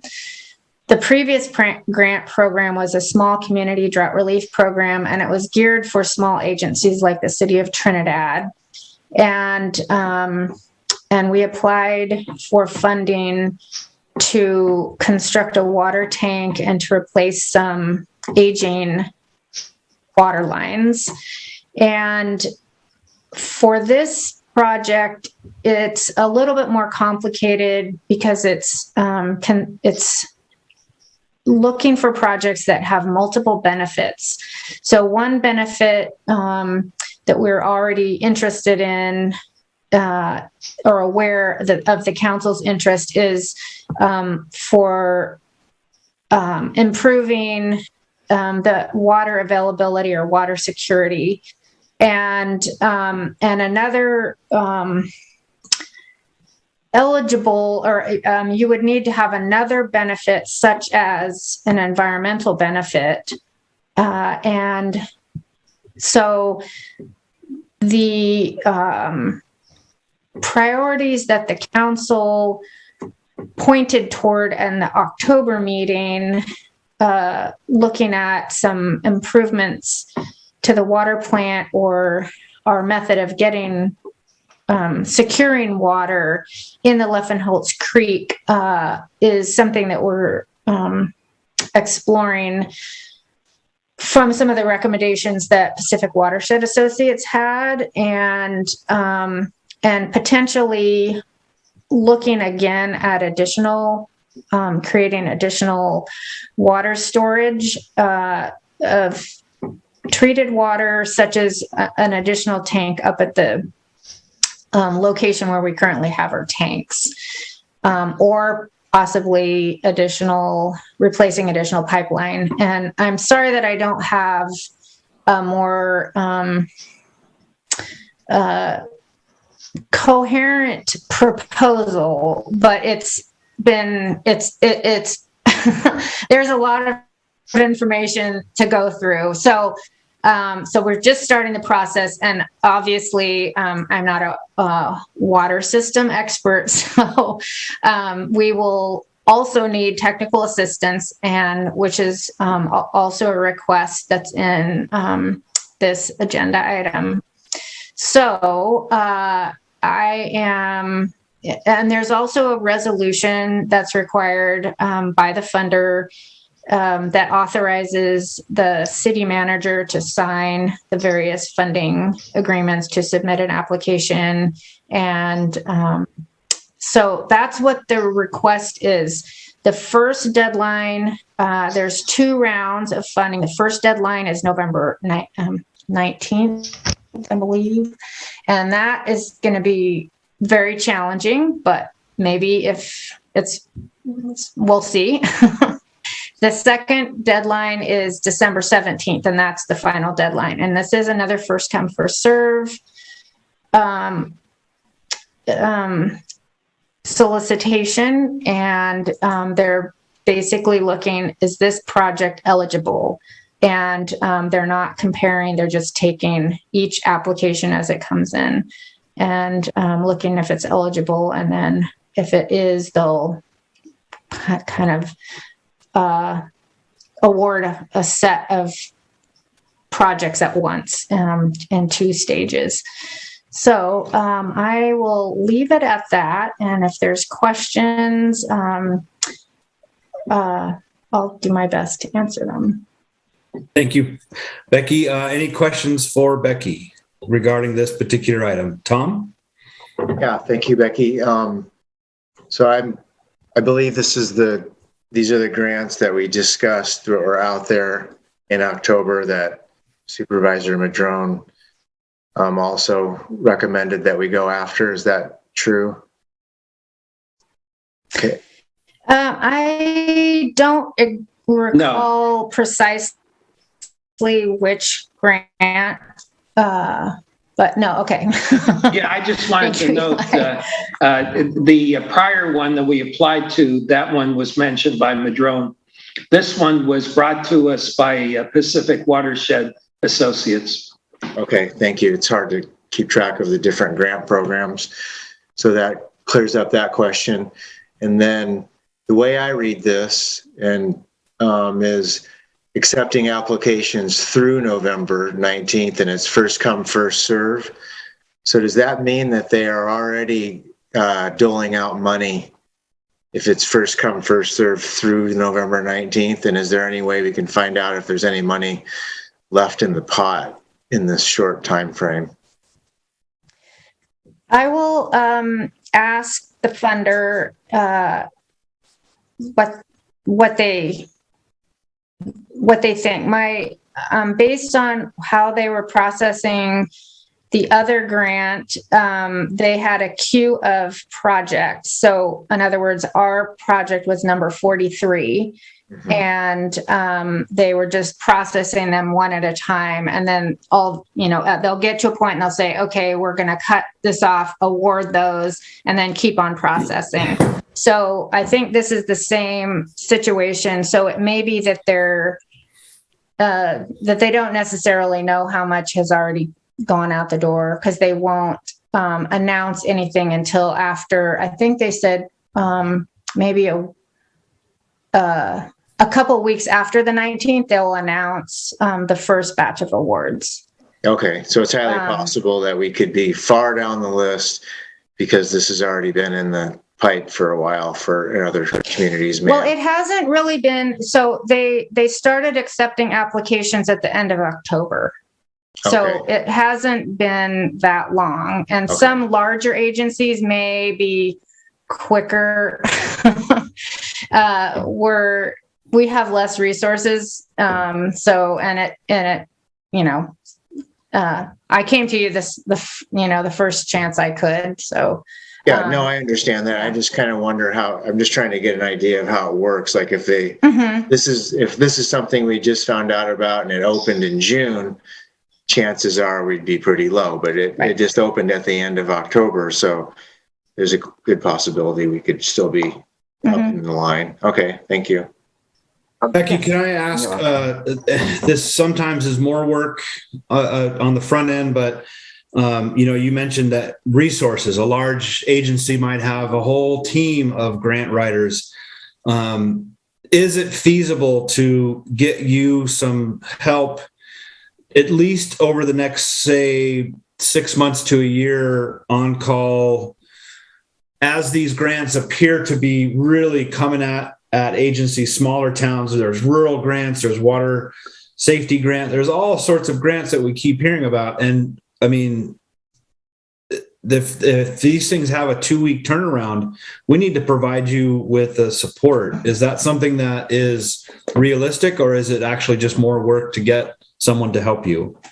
So I would say that's realistic. And for water system grants, GHD is already our city engineer, and we could, instead of me asking for assistance each grant that's coming up, we could have a scope that says they're going to help manage all these grant opportunities as they are coming along. So it would be a little easier to keep on top.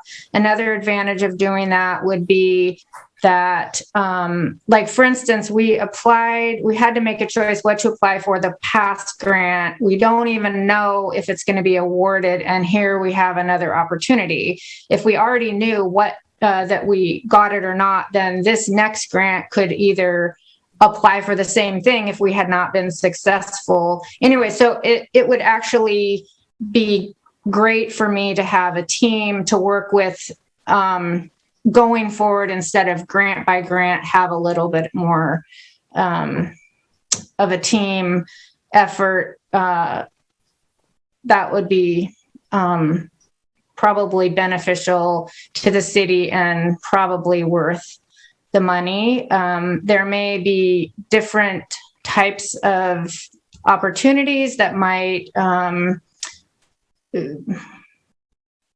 there may be different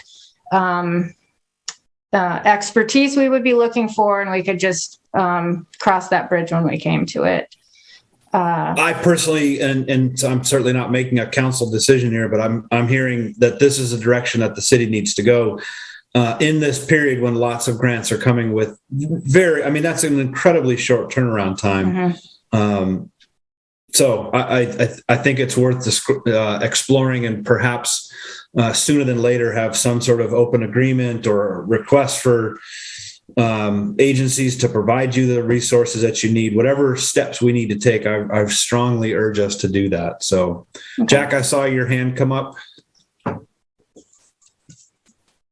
I don't understand, exactly how these grants work, but do you have an idea of how much we can ask for, or how do they come up with figures for a grant like this? So the previous grant, I did ask, sometimes there's kind of a sweet spot of what to ask for, or they provide a minimum and a maximum. The small community grant, I called and had a conversation, and they said, actually just ask for what you need. And so I was, instead of choosing either the water line or the storage, we asked for both. So, they told me we've already awarded one that was X millions. And so we felt comfortable with the $6+ million that we asked for on that previous grant. So I think this is similar. And as I said, it's there's a lot of material to review and a lot of ins and outs about what's eligible, because they give you a list, but then they say other things may be eligible as well, and not specified. I didn't see anything in the eligible list that exactly lined up with what we are looking for. But so when staff, at such time staff is directed to move forward with this, I will call and discuss our potential projects with the funder and try and get an understanding of what direction makes sense. Thank you. Other questions, comments for Becky on this? And in case it hasn't already been said, I really appreciate you remaining nimble, Becky, and keeping the conversation alive. It's definitely feast or famine, it appears, and right now we're really posed to benefit from a lot of this money that the state is investing in us small towns. So thank you for that work. Please let us know how we can support you, either with staff or whatever that looks like, so that we, like you said, it's a great investment to have a little extra help to go after these millions of dollars that are coming at us. So at this point, I believe we need a motion regarding resolution 2021 something. Have public comment yet? I'll make 13. I thought he did, but We got public comment. I did open it for public comment, but we can, one more can time, okay. if there's public comment that we have regarding this item. All right. Thank you, Jack, for making sure we had that. So at this point, bringing it back to council for action. I'll make a motion that we authorize the grant application acceptance and execution of Trinidad Multi-Benefit Water Resilience Project. I'll second that. And if we could just make sure acceptance is, that includes the $5,000, authorize up to $5,000 to be spent for technical assistance. I just want to make sure that that's clear in the motion. Okay, do you want me to add that, or do you want to just? Do you mind just adding that? Yeah, including, okay, well, I'll just start it off. We're gonna, Resolution 2113, authorizing grant application acceptance and execution of the Trinidad Multi-Benefit Water Resilience Project up to and including $5,000 for consultation fees. I'll second that again. All right. At this point, Gabe, can you do a roll call vote, please? Yes, Mr. Mayor. I'm just making sure that the motion, as Councilmember Grover read it, it's in the packet, and that's how I'll be writing it up. Excellent. And we'll go ahead with the roll call vote. Mayor Ladwig. Aye. Councilmember Grover. Aye. Councilmember West. Yes. And Councilmember Davies. Yes. Passes unanimously. Thank you very much. And again, thank you for your work on this, Becky. It's really appreciated. Moving on to item number 6, discussion decision regarding contract with Pacific Watershed Associates for Mill Creek flow monitoring. Let's see. Do we have anybody from Pacific Watershed? I don't see that we do. I'll turn it over to you, Eli. Okay, thank you. Yeah, so we received a proposal after our last meeting, before this meeting. At our last meeting, we talked about flow monitoring for Mill Creek, and it was proposed to have the flow monitoring done for a period of a year, just to see over those 52 weeks how the flow is in Mill Creek, so we can have some historical data like we do have for Luffenholz Creek. So as a result, Pacific Watershed Associates put together a proposal for the 1 year of stream stage monitoring, and it's at a project cost of $15,468.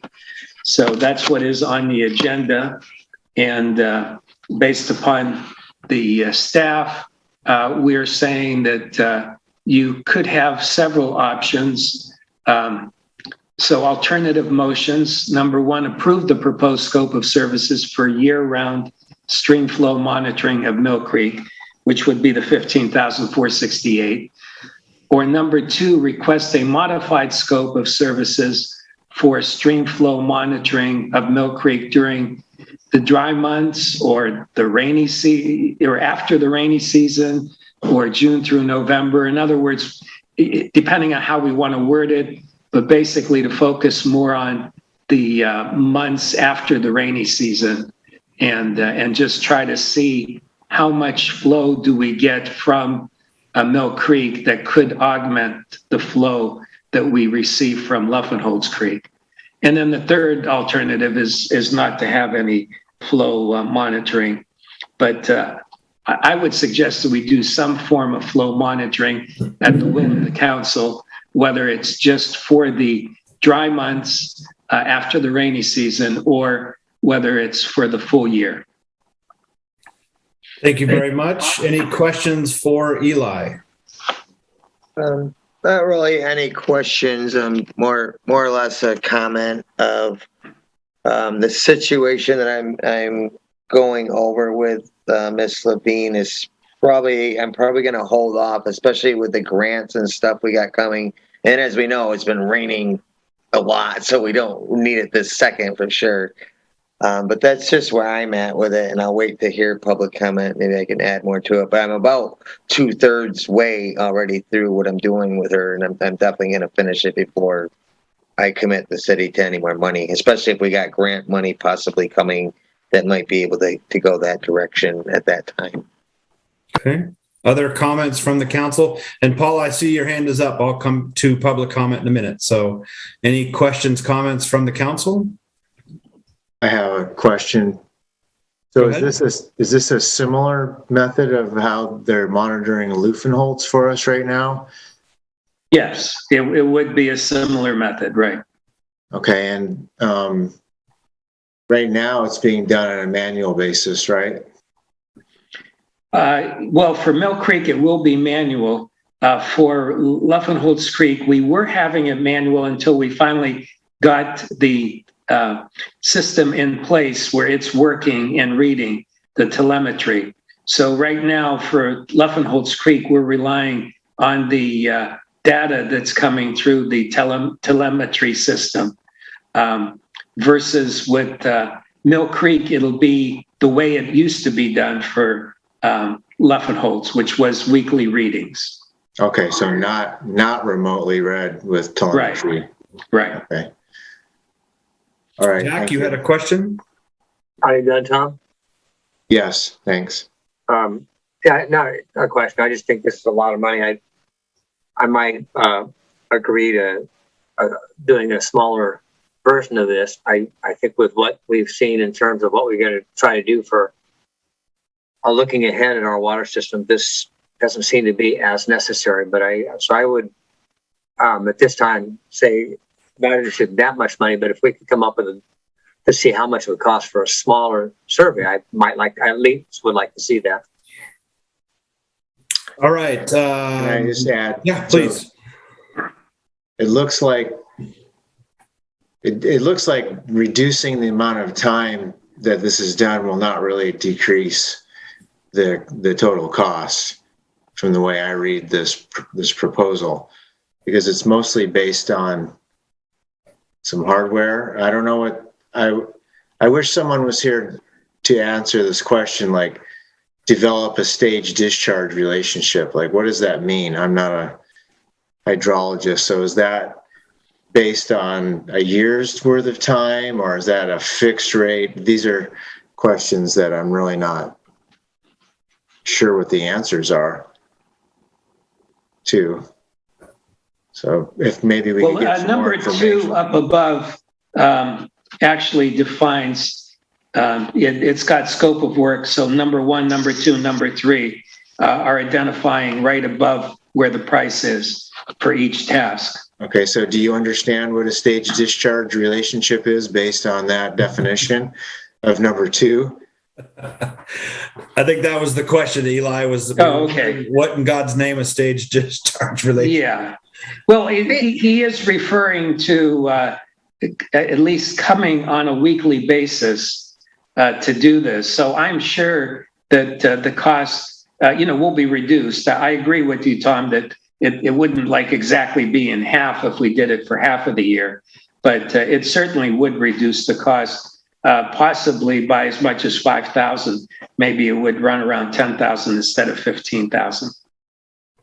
Maybe we could, I don't know if there's another, I don't know. When we talked about this before, I kind of assumed we were going to use the old stick in the stream with the numbers on it, because this isn't something that we're really set up to use at the moment. So I don't know if that's something that could be monitored, if it could be monitored that way or not. I mean, so that's a question I have, I guess. I might be able to shed a little light. So that is what developed the stage discharge relationship is. So they'll put a staff in there to measure water level, and then they'll go out. So that probably is a fixed cost, that one, because they'll have to go out and they'll have to measure discharge. And then they develop a relationship between what that measured discharge is and the elevation of the water. And once they develop that curve, once they develop that relationship, then all they have to do is go measure the water level, and they So can if it's estimate 3 discharge. inches, it's X number of CFS. If it's 4 inches, it's a number. So that's what we're talking about. Yeah, So they have to develop the relationship between the depth of the water at a particular location and the CFS. that's correct. Okay. So task 3 would probably be task 3 and mileage might be the only two that are reduced at all. Because they'd have fewer stream flow reports if we did it for a shorter amount of time, and they wouldn't be driving up here as often. One other option, if I could mention, is what we could do is say, start after the rainy season, or maybe let's say in June, and just give them a figure, meaning like, let's say 10,000, and do whatever you can for up to 10,000, something like that.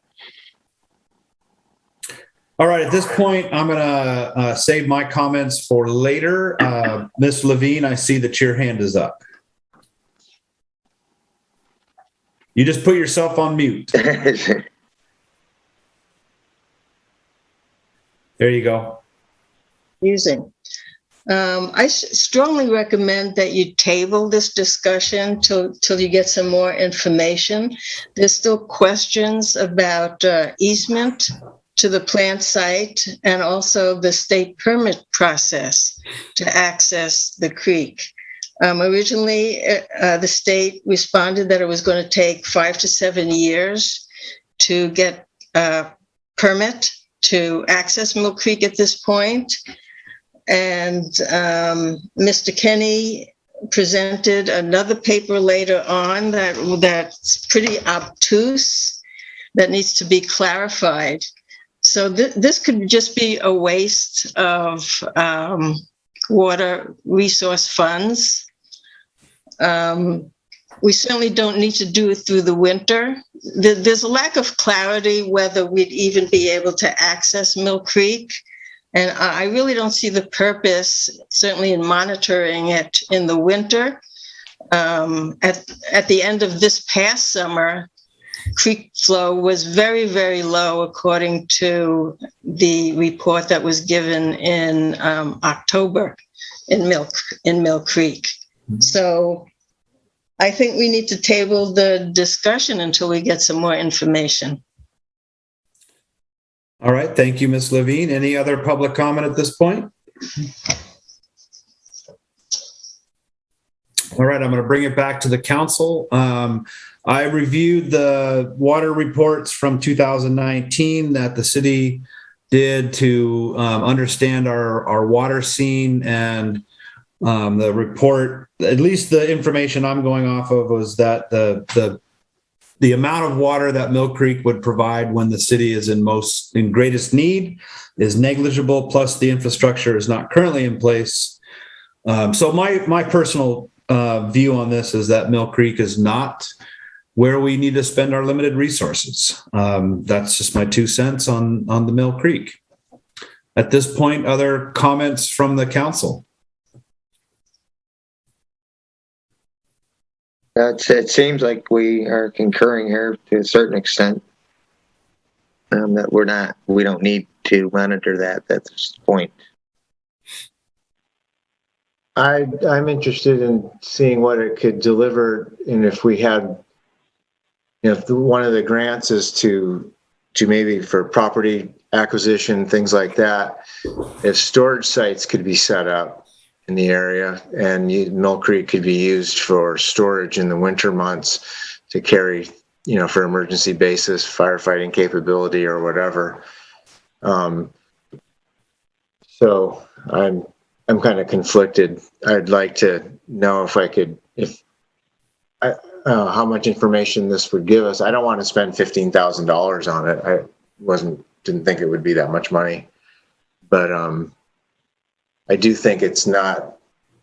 I hear what you're saying, Steve, that it would be negligible in providing, but in the winter, if we had more storage capacity, I think it would be probably a good addition to whatever the city could do.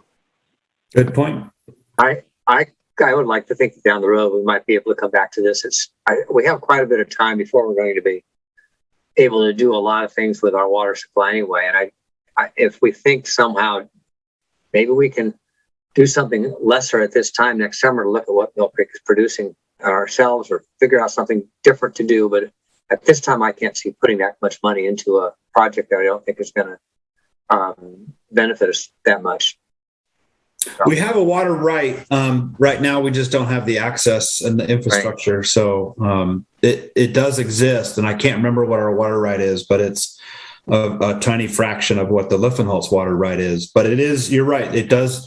It is intriguing that in the wintertime, if we had the storage, then we might have that storage at least on the north side of town. I don't know about elevation and where that's accessible and whatnot, but anyway, at this point, I would call for a motion regarding this agenda item. I'll make a motion regarding the contract Pacific Watershed Associates for Mill Creek flowing monitoring, that we do not proceed with spending the money on it. I started reading the wrong sentence, sorry. I'm going to make a motion that we do not move ahead with a contract with Pacific Watershed Associates for Mill Creek flow monitoring at this time. I'll second that. We have a first and we have a second. Gabe, can you please provide us with a roll call vote? Can we just have one more discussion before we vote? Dave, would you be willing to put in that this could be brought back like in February or something, if we can investigate? Yeah, I mean, that's kind of a storage capability over there. Yeah, I mean, I can, but it's kind of a given. Like I mean, that's what I was getting. But yeah, with the stipulation that we revisit this. I mean, in the applicable future, I guess, when we or soon after the grant writings. I just didn't want to overcomplicate it. And I think if I may just offer, I don't know if it's an olive branch or whatever, but just that we are engaging in more and more discussions about this with our engineers, with Pacific Watershed, with GHD. So I think I believe that we will have ample opportunity to continue looking for storage capacity, for land acquisition and whatnot. So I believe that's inherent, but if you want to get it into the motion, so be it. Yeah, I mean, I'm satisfied if Tom is with my original motion, under the assumption that we are going to be dealing with this for sure in one capacity or another. It definitely won't be forgotten. Okay. Does that meet your needs, Tom? Yeah, that's fine. Okay. And if I may interject, Dave, I believe when you read it, you said at this time. I thought you used the words at this time. So if you did, yes, then I think that would be clear, that once we get more information, we can revisit it. All right, Gabe, we have a first and we have a second. Okay. Yes, sir, Mr. Mayor. Let me go ahead and read this back just so we're all on the same page. So we got a motion by Councilmember Grover and a second by West to not proceed with the Mill Creek flow monitoring contract with Pacific Watersheds at this time. And if we're all in agreement with that, then we'll go ahead with the vote, starting with Mayor Ladwig. Yes. Councilmember Davies. Yes. Councilmember Grover. Yes. And Councilmember West. Yes. Passes unanimously. All right. Thank you very much for the discussion, and we I'll will take it from here, Steve. Pardon? I'll take it from here. Is that right? Number 7 is discussion decision. Oh, yeah. Short-term rental ordinance. So thank you, Jack, for taking over. I'm going to turn off and come back at the end for item number 10, City Council vacancy. So thank you again for taking over the discussion. Just for the record, I recuse myself because I am a vacation rental owner from the next 2 agenda items. I'll take number 8 too. Then, okay. This is a discussion decision regarding the review of the short-term rental ordinance 2016-03. And Eli, I believe you've got lots of information for us.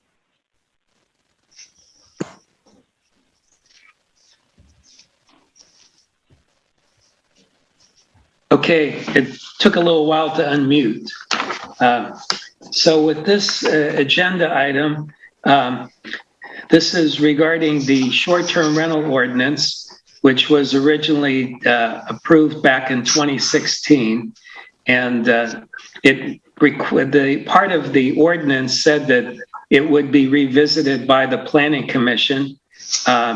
It was a little bit of a delay, but eventually it has been revisited and reviewed by the Planning Commission. And they have come up with an amended version, which appears in tonight's agenda packet. So that's what's being proposed to the council.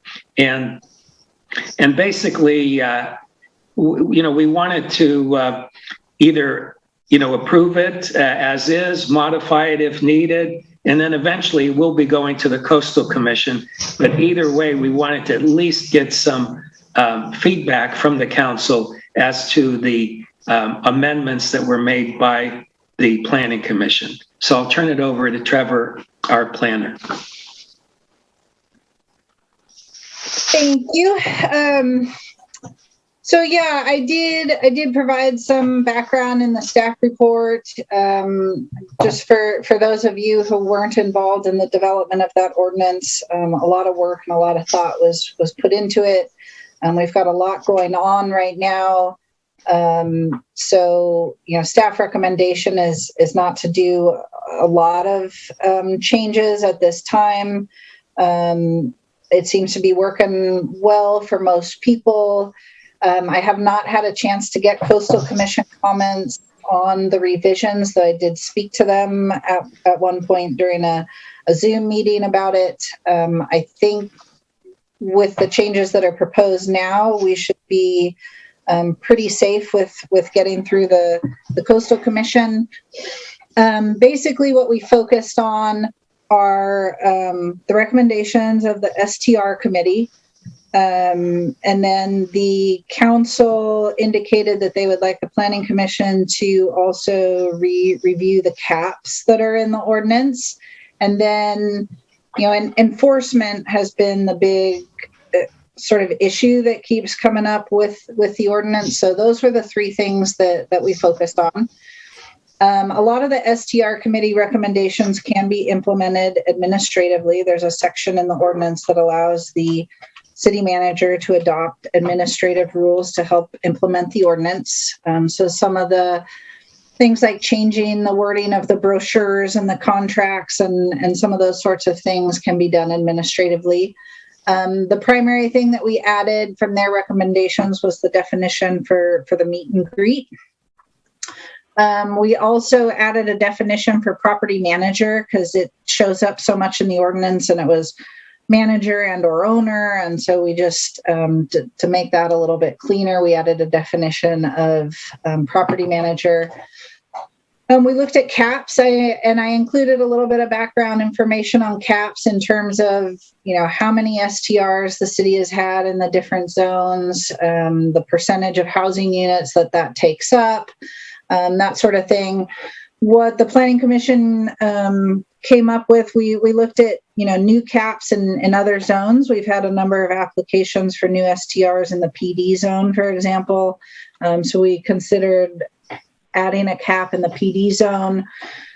But really the intent of having the caps in the UR and the SR zone was to try and encourage more STRs in non-residential zones. And so the Planning Commission decided not to have a cap in the PD zone, but that we should have an overall citywide cap, so that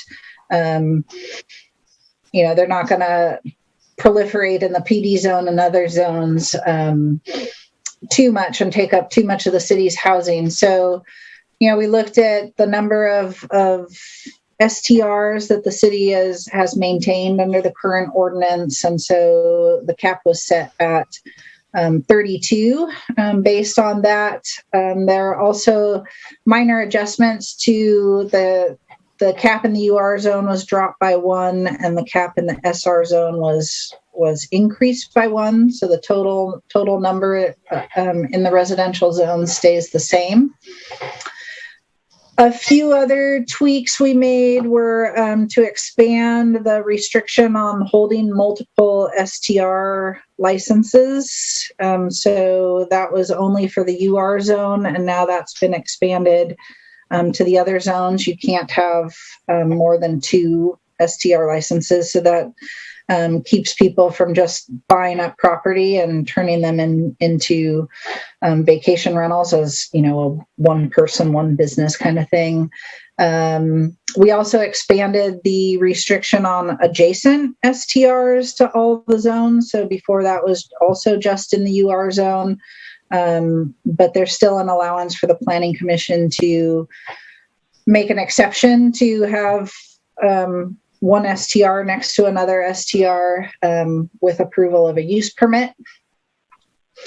And then we kind of beefed up and clarified some of the complaint and enforcement portions. So to clarify that it's going to be the manager that's responsible for paying a fine to the city. And they're going to have to figure out how to collect that, and specifying that, if occupants don't respond to a complaint adequately in 30 minutes, that they're responsible for that fine that the owner or manager will collect.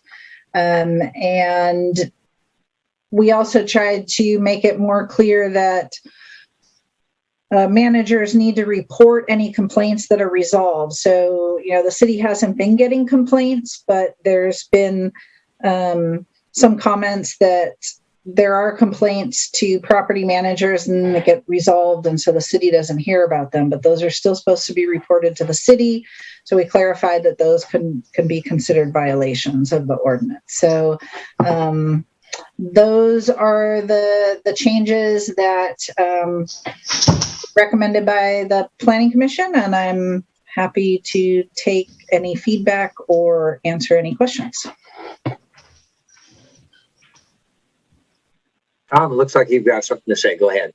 I've got a couple procedural things first. So when we voted on a moratorium back in June, there was a requirement that it was a 4/5 vote to make that work. Is that the same type of requirement that is required to change and amend an ordinance, or is it a simple majority vote? Eli, do you have an answer to that? I thought ordinances were just a simple majority. Yeah, a simple majority vote. Okay, thank you. And just another procedural question so Mayor Ladwig has recused himself because he currently owns a vacation rental. And nothing personal here, Dave, but you live in a house that's on the waiting list to try to get a vacation rental license. So I'm wondering how that works. Well, unless, according to my knowledge from the city attorney, and you can take my word for it or not, I don't have any personal financial gain for this to have to recuse myself. Okay, so you've discussed this already with the attorney? Through channels, through our city manager, because I'm not really allowed to discuss my personal aspirations or declinations with the attorney. Anything about me, I should channel through the city manager, and that way you have access to that information as well. Yeah, I understand that. So that's the attorney's advice? Yes, Eli? I double. Oh. Yeah. It would be tied to a direct financial benefit. So if Dave had any financial benefit or financial gain, so if he owned property that would be potentially going to be an STR, then that would create a different category. But if he has no financial gain in the fact that he is a tenant and doesn't own, the matter of fact, it might even be to his benefit that it doesn't become an STR so that he could remain there longer. Okay, I just wanted I want everything out on the table so we all have a conversation about it. So thank you. So this time I could not find the attachments that it said were included. Yes, I apologize for that. I just noticed I had originally sent these reports to Gabe back in September and planning on talking about, having Eli and Gabe review them. And then it wasn't on the September or October meeting, and I forgot that we were going to follow up. And so they got overlooked, and I apologize. Okay, so those were, the STR committee minutes were fairly important, weren't they? And the committee reports and the minutes, all those minutes I think should be in here in order to make a really good discussion of this. And I'd also like to see Coastal Commission comments based on the revisions. So those are a couple more questions I have as should we proceed? And then I also noted that on the track changes version of the ordinance that's in our packet, not all of the changes are tracked from the original ordinance. And I have a number of places in here that the wording is different in what's in our packet and from what's in the original ordinance, and it's not marked as a track change. I don't know if you're aware of that or not. I was not aware of that. The track changes version from when Gabe created the PDF does look a little bit different from the one I was working on, but I think it's just how the changes were presented, so it should be the same. So please, if you have a list of those, if you could send those to me, and I will follow up and try and figure out what happened. Okay, because somewhere there's language that's been added and it doesn't look like it was changed from the other things. So I could give you just a quick couple right now. Sure. Page 3 of 15 of the ordinance, which I think it's 118 in the packet. Primary residence, the language is different.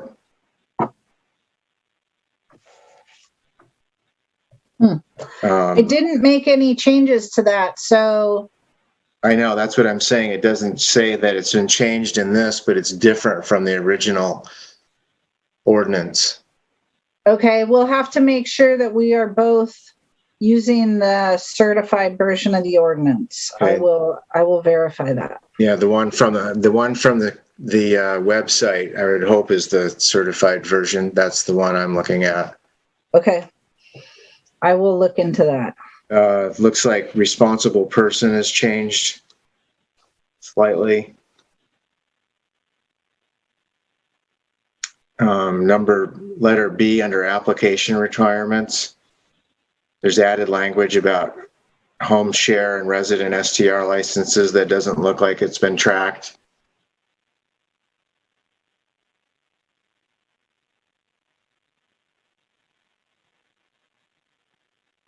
Possibly in D.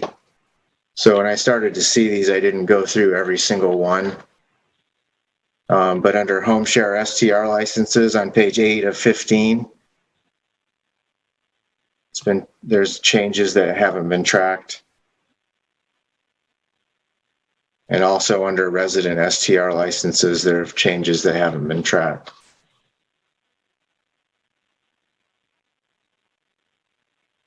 And noise on page 9 of 15. And also on transmittal of rules, I believe.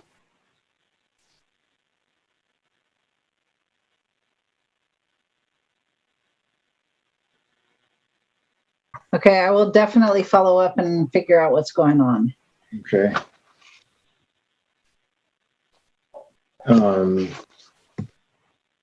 So those are all like the questions I would have. I reserve my comments for after public comment. But a question I might have for the remaining members of the council is we don't have a full council here. We're still short another person. We're missing some Coastal Commission comments, the questions of the changes that are made without being tracked. And we don't have all of the attachments that the public could possibly see or us to review.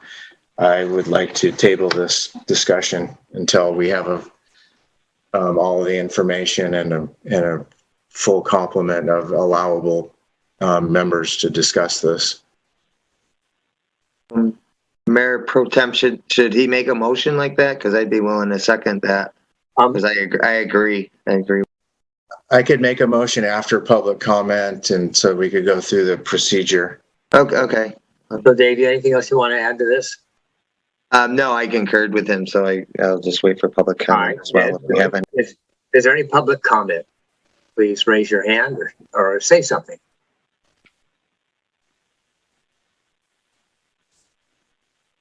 I don't seeing none. I'm going to go. I'm just going to quickly ask Trevor. Trevor, when we get done with whatever we decide today, where does this go from here? How do we work? How does this? What steps do we take, and will it come back to us in the same way or in some way? Yeah, absolutely. So I need to make sure I use the right version, or whether the version on the website is off, and see what happened there. So I need to check that. Yeah, I think it does make sense, especially when you're already short one council member, to wait for another council member. The Coastal Commission comments, those, the timing, we might not get their comments for some time. They're short staffed right now. They're about 2 months out for providing comments. So we probably wouldn't have them in time for the December meeting. Like I said, I did speak to them in person briefly about some of these changes, and they seem to indicate that they probably would not be a big issue. One thing is if the council wants to make additional changes to the ordinance, especially if they're, reducing caps or, changing definitions or things, we might want to get that input and get Coastal Commission comments on that before we move too far into the city council process. But yeah, so we'll have this on, however many meetings it takes to discuss and agree on the changes, and then we'll prepare the ordinance amendment for a first and a second reading. And one of those will include a resolution to submit the amendment to the Coastal Commission, and then once it's approved by the city council with 2 readings, I would prepare a LCP amendment application and get that submitted to the Coastal Commission. Thank you. So I think, Tom, we're ready would you like to make a motion? Sure. And first I'd like to thank the Planning Commission for going over the ordinance and presenting it to us.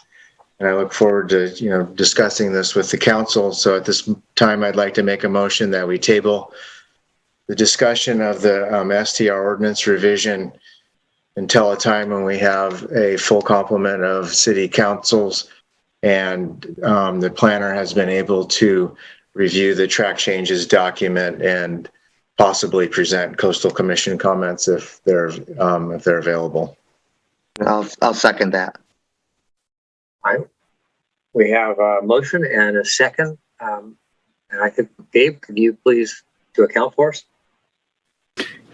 Yeah, I'll do a roll call vote, but I do not have that full motion. I have the motion to table the STR ordinance revision discussion until the full council, and then where do we go from there? Until a complement of the full council is seated and the planner can bring back attachments that were not included in this report, and can check the track changes on what's in the packet that do not appear. The changes that do not appear as tracked on this as compared to the original ordinance. And Coastal Commission comments if they're available. I know that's really wordy. I'm sorry. That's okay. So to table the STR ordinance revision discussion until there's a full council, and until the planner returns with attachments not included in the packet. And and also to check the draft ordinance and compare it with the track changes version, or to compare, help me out here. So we're basically making sure all the changes that have been made are incorporated into the proper version, basically. Yeah, the draft that's presented to us has changes that have not been tracked. Okay. From the original ordinance. So Yeah. Verify all changes have been incorporated And tracked. Okay. And then there was a final one. I'm sorry, Tom. Coastal Commission, that's okay. Coastal Commission comments presented when, as soon as they're received by the city. Coastal comments are received. Tom, you said Thanks for working. But you said before it was if available. Is you want to say available if this there, or do you want to make it if that we have to have? I was want to make. Well, so the purpose of the Coastal Commission commenting is so that we don't have to keep going back and forth on this, because we just, waste a lot of time. Like there's other things that we've gone through, we've discussed it, and then other people weigh in, and then we got to discuss it again.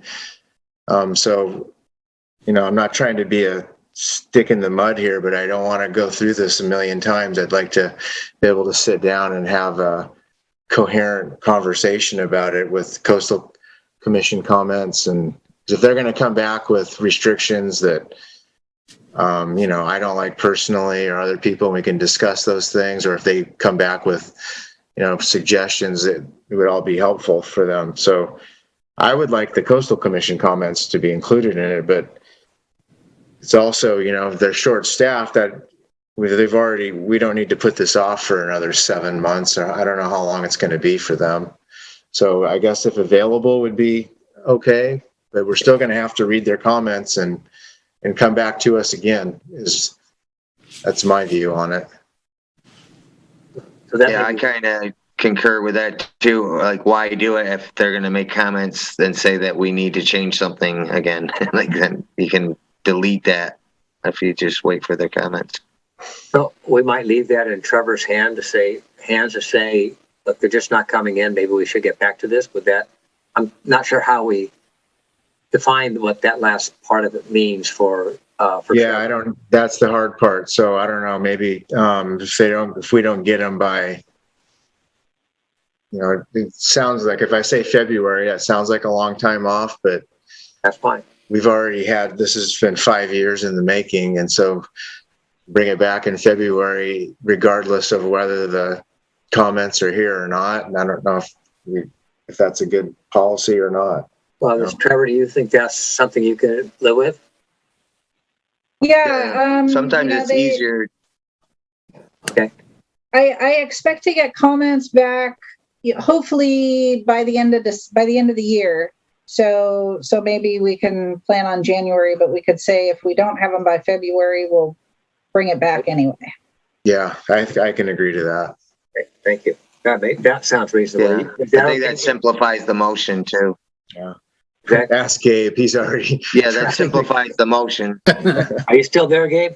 Yeah. Oh, yeah. I'm following. Okay. I just want to. All right. Yeah. That was a big one there. So I just wanted to make sure I got it right. I mean, the trajectory of this discussion going back several months ago was to kind of expedite a process, and then that one right there just kind of caught my attention. So I didn't want to miss it, and it could potentially be the biggest stick in the mud, so to speak, on this whole process. So I want to make sure I get it right. So if I add, if I add sort of a caveat to the motion to saying that, by February, we'll kind of reconsider if we haven't heard back from the Coastal Commission, then that clarifies things for us very good, very well.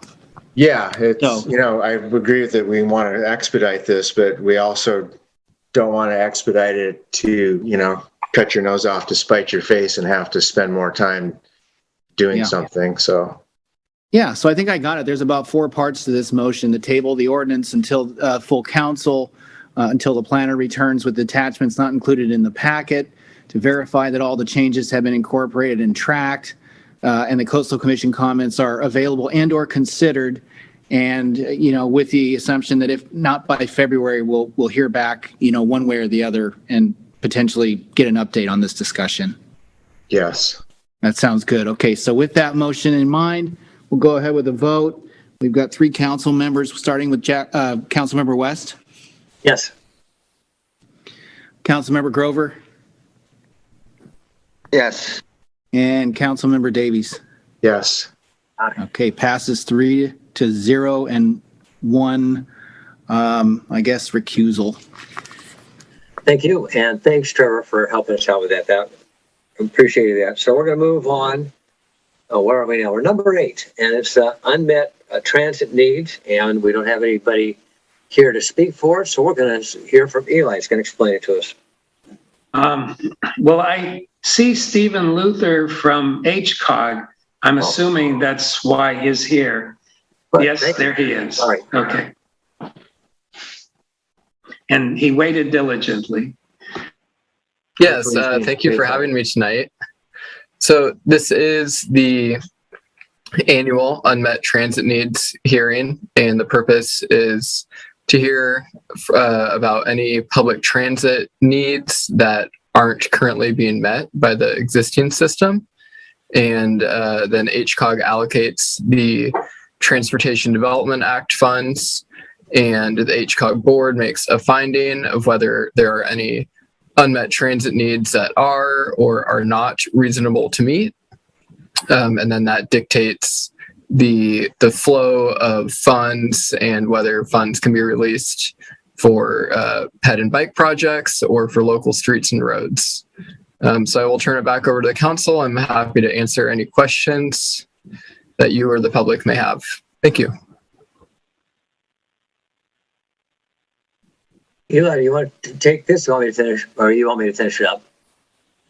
Well, I also asked Steve that he could join, since it's not an STR related issue, especially because we don't have too many people here, but certainly it would be helpful if any of the council members have heard anything from members of the community of any unmet transit needs that could be addressed by HCOG.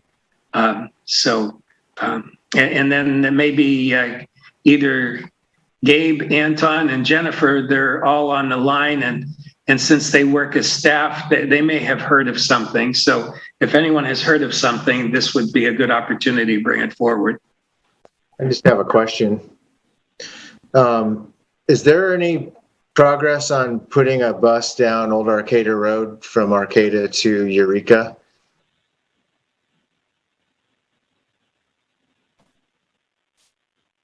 I can speak to that. That was identified as an unmet transit need through this process, I think back in 2015. And the Humboldt Transit Authority did start an on-demand service. And unfortunately, it just did not get the number of riders that they needed to make it a sustainable effort. And so that service was discontinued. Okay, thank you.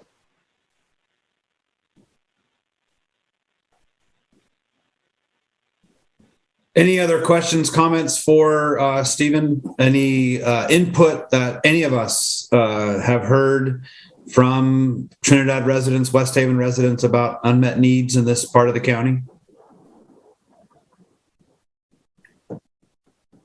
I have not heard anything. So it's a small group, Stephen. So that is what we have for you tonight, though. So thank you for. I will. I did want to ask Stephen before we end. So we do have the transit service, the bus service to the city. And in addition to that, let's say if someone is handicapped or whatever, is there like a dollar ride type feature that's available for people like that or not? Yeah, so I'm not as familiar with the specific transit operations, and I'm not sure if the dial-a-ride service goes all the way to Trinidad, but you can definitely call the HTA phone number. And I know that most of the buses do have a lift to be able to take wheelchairs on there, and they are accessible.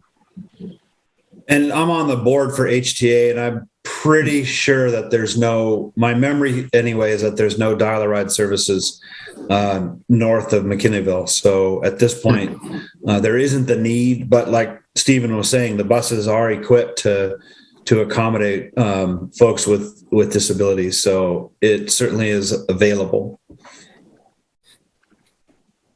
And just one thing I'll add for anybody listening, you can go to HCOG's website at hcaog.net and find the Unmet Transit Needs page for more info. And we have an online survey that will be open until December 31st. Thank you for that. And thank you for participating in the meeting tonight, Stephen. And at this point, I'm going to turn it back over to Jack to lead the next agenda item. I recuse myself. Okay. So our ninth item tonight is the discussion decision regarding Resolution 2021-14, increasing the transient occupancy tax rate from 10% to 12%. So Eli, can you give us information, please? Yeah, I'll just start this off briefly. So in the past, the TOT tax rate for Trinidad was at 12%. And then later on, it was changed to 10% because the Visitors and Convention Bureau no longer would require the additional 2% from any housing that, meaning like any hotels, motels, or STRs or B&Bs that have less than 5 units. And all of the STRs and the B&B in Trinidad have 4 or less units. So I'm going to turn it over to Gabe. Gabe is the one who actually put this together, the resolution and the staff report. So I'll let him get into more of the detail on it.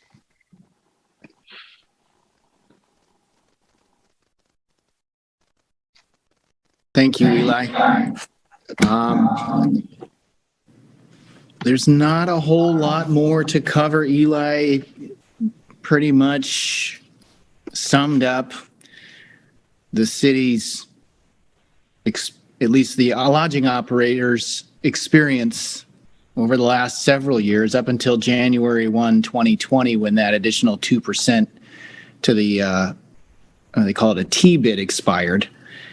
And the city's rate dropped back down to 10% in terms of what it asked all of the operators to collect. The city was just passing through that additional 2%, so but still retaining the 10%. Now we're asking the council to increase the rate for the city to 12%.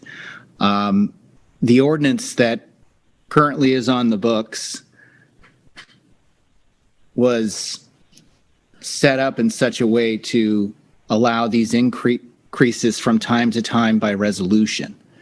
That certainly makes the process easier from an administrative perspective. And before you tonight is a resolution 2021-14, authorizing the increase to 12%. And let's see, there was an effective date of January 1, 2022 imposed to give the operators some time to make those changes. And that's where we're at today. And if you have any questions about this, that's what we're here to respond. Otherwise, adopting this resolution will effectively increase the rate to 12% effective January 1. I have a comment. Thanks, Gabe. On the resolution, the title says January 1st, 2022, but it under now therefore it be resolved says it will be effective January 1st, 2021. Thank you for that, for catching that. We'll note that for the record here. I was wondering if we were going to do retroactive payments, and that would be kind of confusing. Yeah, no. Trying to chase down past people. Yeah. Thank you for that. Hey, That's it. anything else? Okay.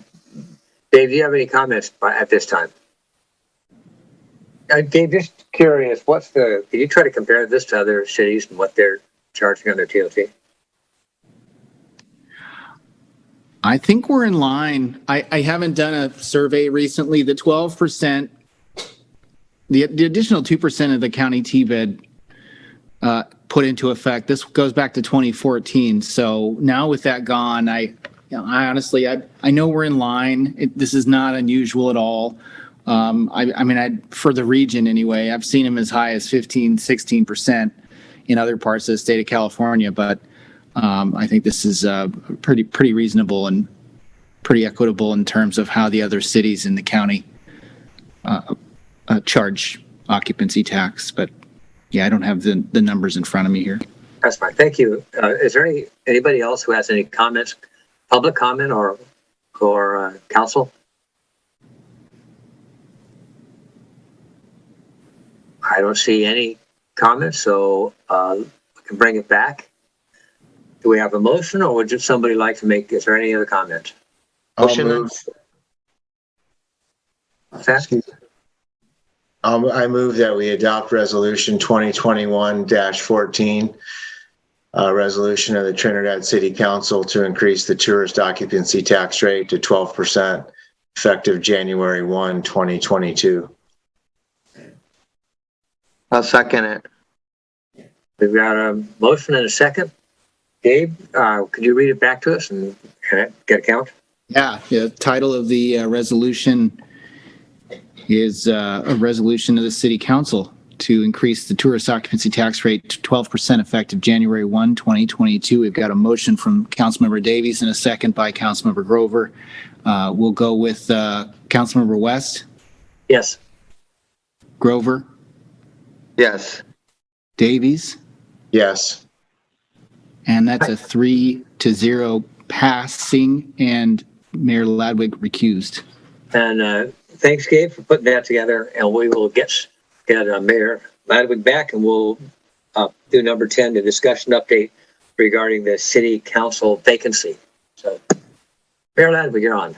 Yes, thank you very much, Jack, for running the meeting in my absence. And at this point, our last scheduled discussion action item is really just an update on city council vacancy. Gabe, do you mind giving us an update on the vacancy? Yeah, no problem. I discovered today that there are 2 letters of interest. One of them is from Cheryl Kelly. Everyone's familiar with Miss Kelly. She's a planning commission chair. I'm sure we'll be sad to see her leave the planning commission, and we'll have to fill those shoes. So, filling one vacancy perhaps could lead to another one in another city department. But then the other was received late today, Mike Morgan. And at this time, let's see, this was as of Friday when I put the staff report together. There was, I did not have anyone on the list. And if I look at the vacancy notice, Wednesday, November 17th was the date that we determined would be the close of filing. But we also put on here on the notice, and this has been the same for many years, that it will remain open and beyond the deadline until filled if no qualified applicants are selected. My guess is that we will use the December regular meeting to discuss credentials, obviously, with the candidates and make an appointment, and that's still the plan. So I think maybe we'll stick with the November 17th date now that we have some letters of interest, unless anyone objects. That certainly works for me. Most people work on deadlines, myself included. So if it's November 17th and there's anybody out there that's interested, I imagine they'll submit by that date. Other thoughts from the council on that? I concur with your findings, Mayor. All right. All right. At this point, there's no action. We're just really just making a commitment to make sure that our December council meeting includes this agenda item probably first, so that person, if a person is selected, I seem to remember that when we appoint someone at this point, that we swear them in right then and there. If that's, does my memory serve me correctly or not? Yes. Yeah. Correct. That's what I did. Yeah, that's what I thought. That it's hit the ground running. Yeah, or just hit the ground. So either way, we'll make sure that that's our one of our first discussion items for our December meeting, which is filling up, oddly enough.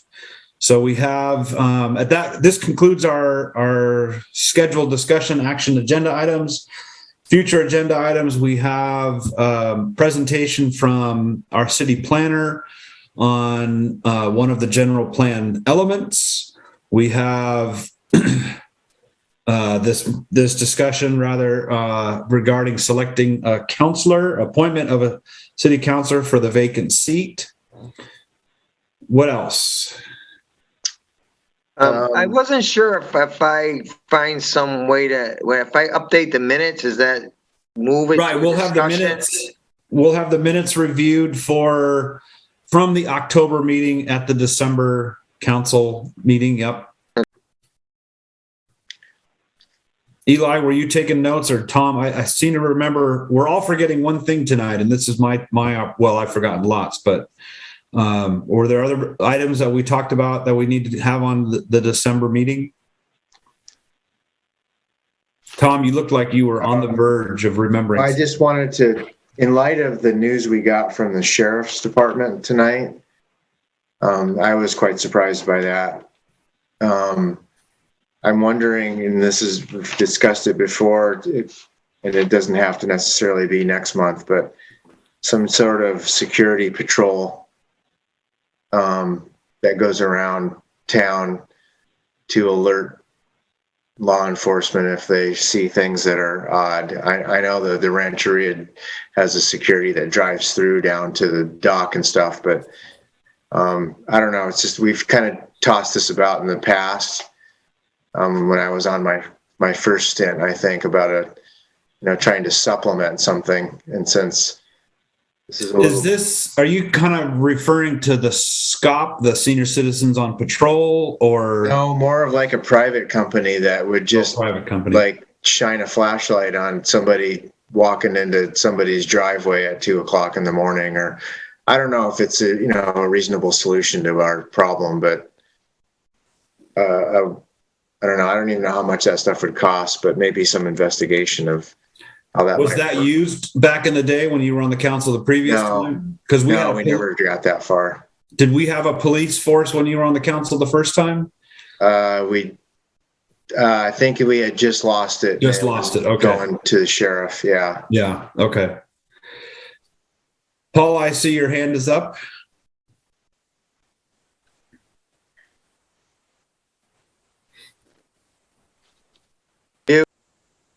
You're mute.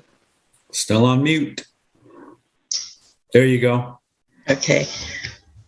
The mute sign says mute when it's unmuted and unmuted when it's mute. I have to get used to that.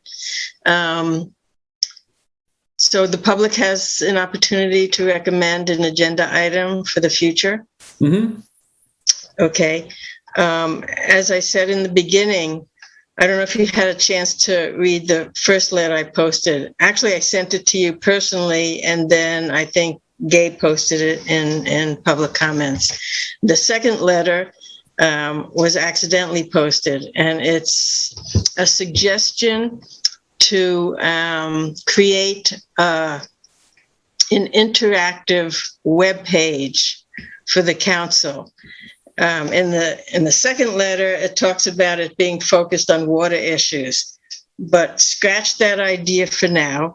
I think it's a good idea to have an interactive web page for items that come up, whatever they may be. And counselors can contribute to the web page at will and not be constrained by the Brown Act. If any members of the public want to put input on any subject at all that's important to the town, there could be an interactive, well, you know how web pages work, an interactive web page. You probably know more about it than I do. But I think it would be a good idea to enable the city to communicate better to the residents. Okay. We can explore opportunities to just increase the methods by which people can communicate with counselors. I'm assuming you're asking for communication between counselors and residents. Correct. Absolutely. Yeah. With an interactive web page. You know how they work. Yeah. And like social media. Okay. Thank you. And I can check with our city attorney to make sure that there's no Brown Act violation. Okay. I think it would make sense because it's an open public forum. So if community members have an issue and they're having a discussion back and forth and a counselor tunes in, they have some ideas about it, as they will, I think it would not be a violation of the Brown Act. I mean, I'm certainly not an expert on the Brown Act, but it's my understanding that if it's an open public forum, then there's nothing to hide. You could say whatever you want and the public will have access to it. We can certainly explore opportunities. Absolutely. Okay, thank you. Yep. Other future agenda items? Good. All right. If you do come up with something, please let us know. Otherwise, thank you very much for your time this evening. And we got through 10 items tonight in our agenda. That's pretty good. So plus the consent. So thank you very much for the hard work. And we will see you around town. Take care, all. Thank you. Bye. Good night. Bye.